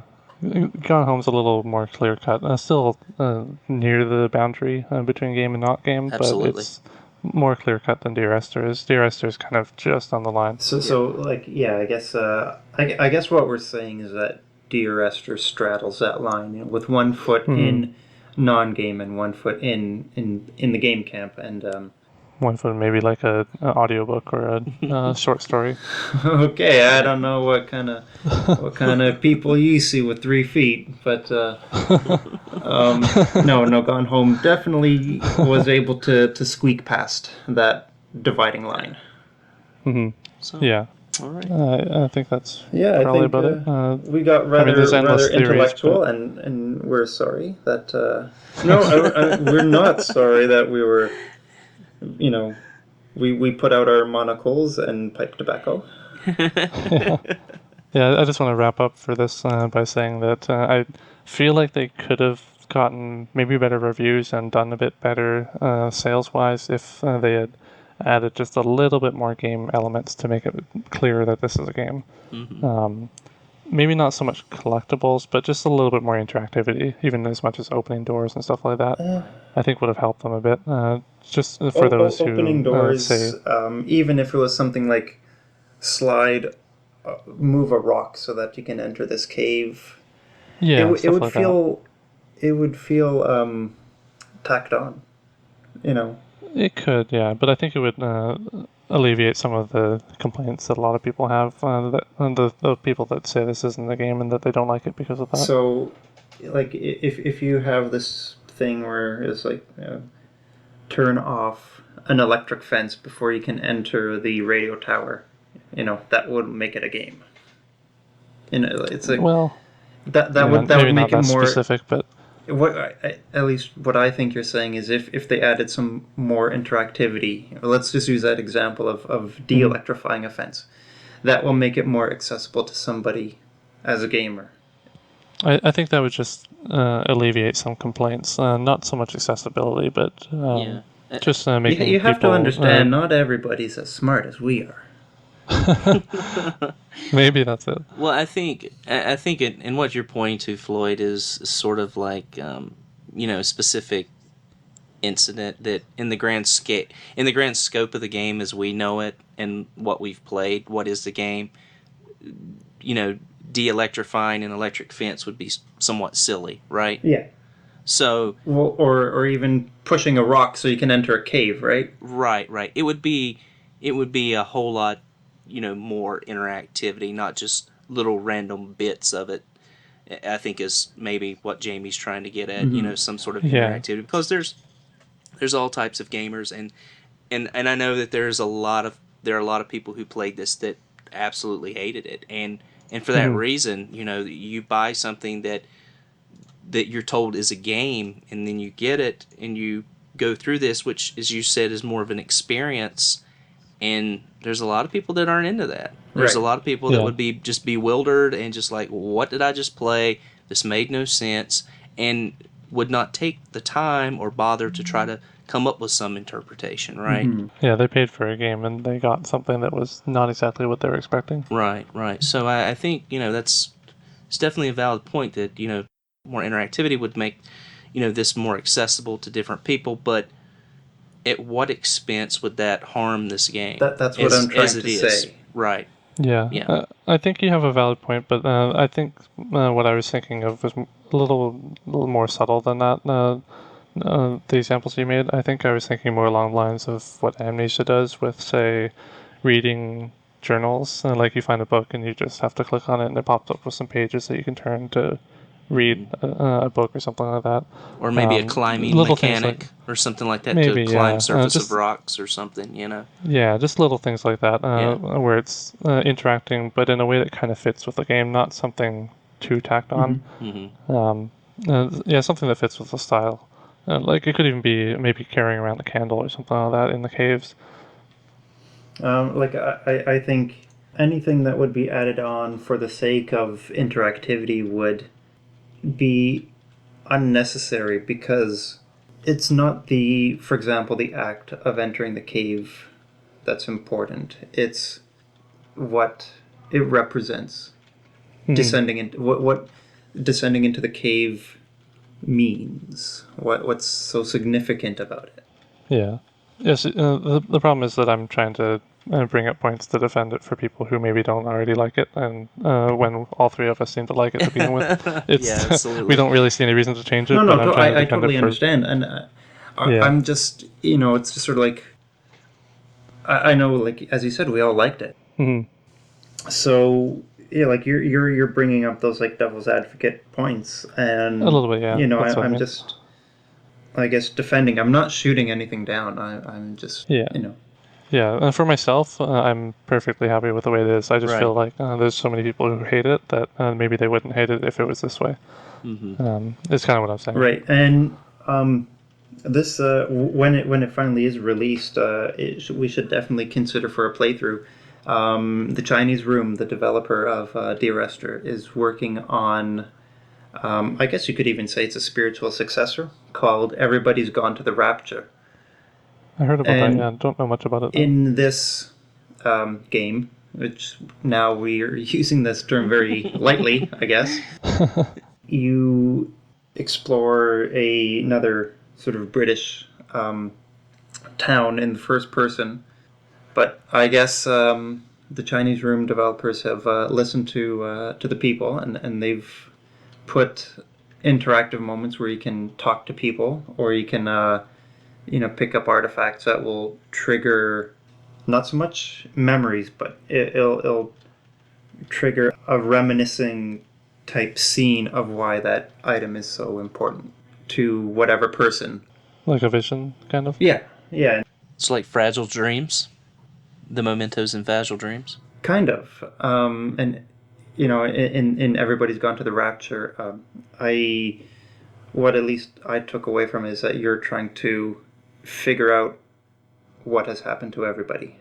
Why is everyone gone? So it retains that mysterious vibe that they've created so well in Dear Esther, and it seems like they've definitely mastered the art of creating something very unsettling, but not like evil. Yeah. So it's Fragile Dreams. It's Fragile Dreams set in the UK in first person with no talking robot backpacks. Right. A little less animated, maybe, too. Yeah, they took away those anime cutscenes, and now I don't like them, so I'm not going to buy it. Yeah, well, Another game for those who are more horror fans. They're making the sequel to Amnesia, Machine for Pigs. So if anyone's interested in Dear Esther and Amnesia, they're continuing that. Amnesia looks like something that will really frighten me.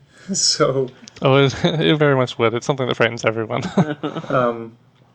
and it's the combination of like interacting with the game world with mouse and keyboard is a little overwhelming for me, and couple that with this really dark and bloody environment. Yeah, it's not for everyone, but for those who like the gruesome horror, then that's something the Chinese room is working on as well.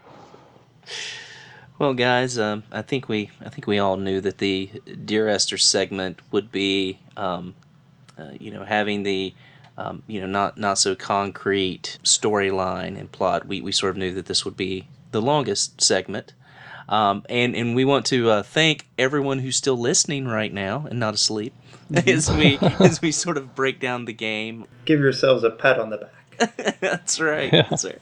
As you know, we really like to.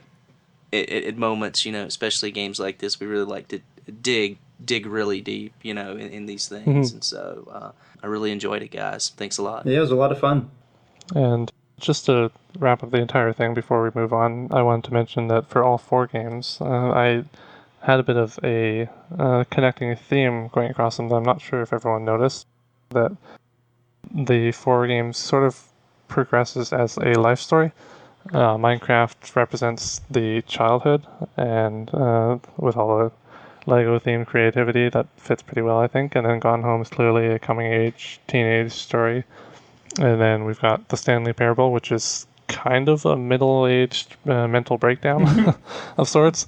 And then we've got Dear Esther, which is about death and purgatory and all that. So I sort of thought that was a neat connecting flow between the games, and that affected my choices for games this month a little bit. Yeah. I did notice that because you told us. Yeah. I notice everything that I am informed about before recording. Yeah, exactly. But for the listeners who haven't been told this to their faces, then Dear Esther is later Little in life Easter egg. when your job and kids have completely drove you to drink and mad, and you end tragically. Yeah. I kid. Dear Esther is the spiritual successor to Minecraft.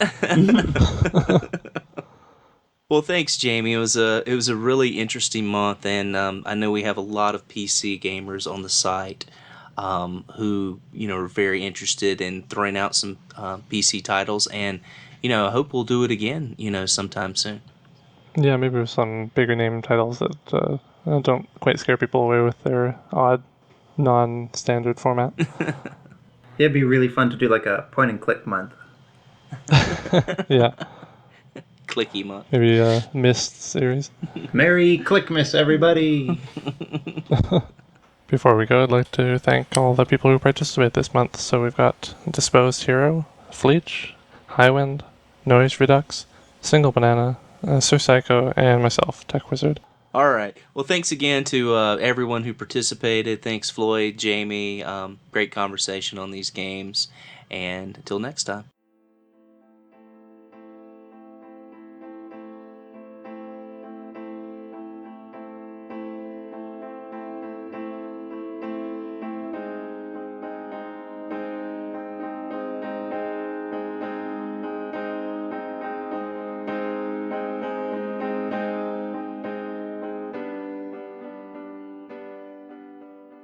Well, that concludes episode 5 of the RFGeneration Community Playthrough Wrap-Up. Thanks to everyone who participated in July's playthroughs.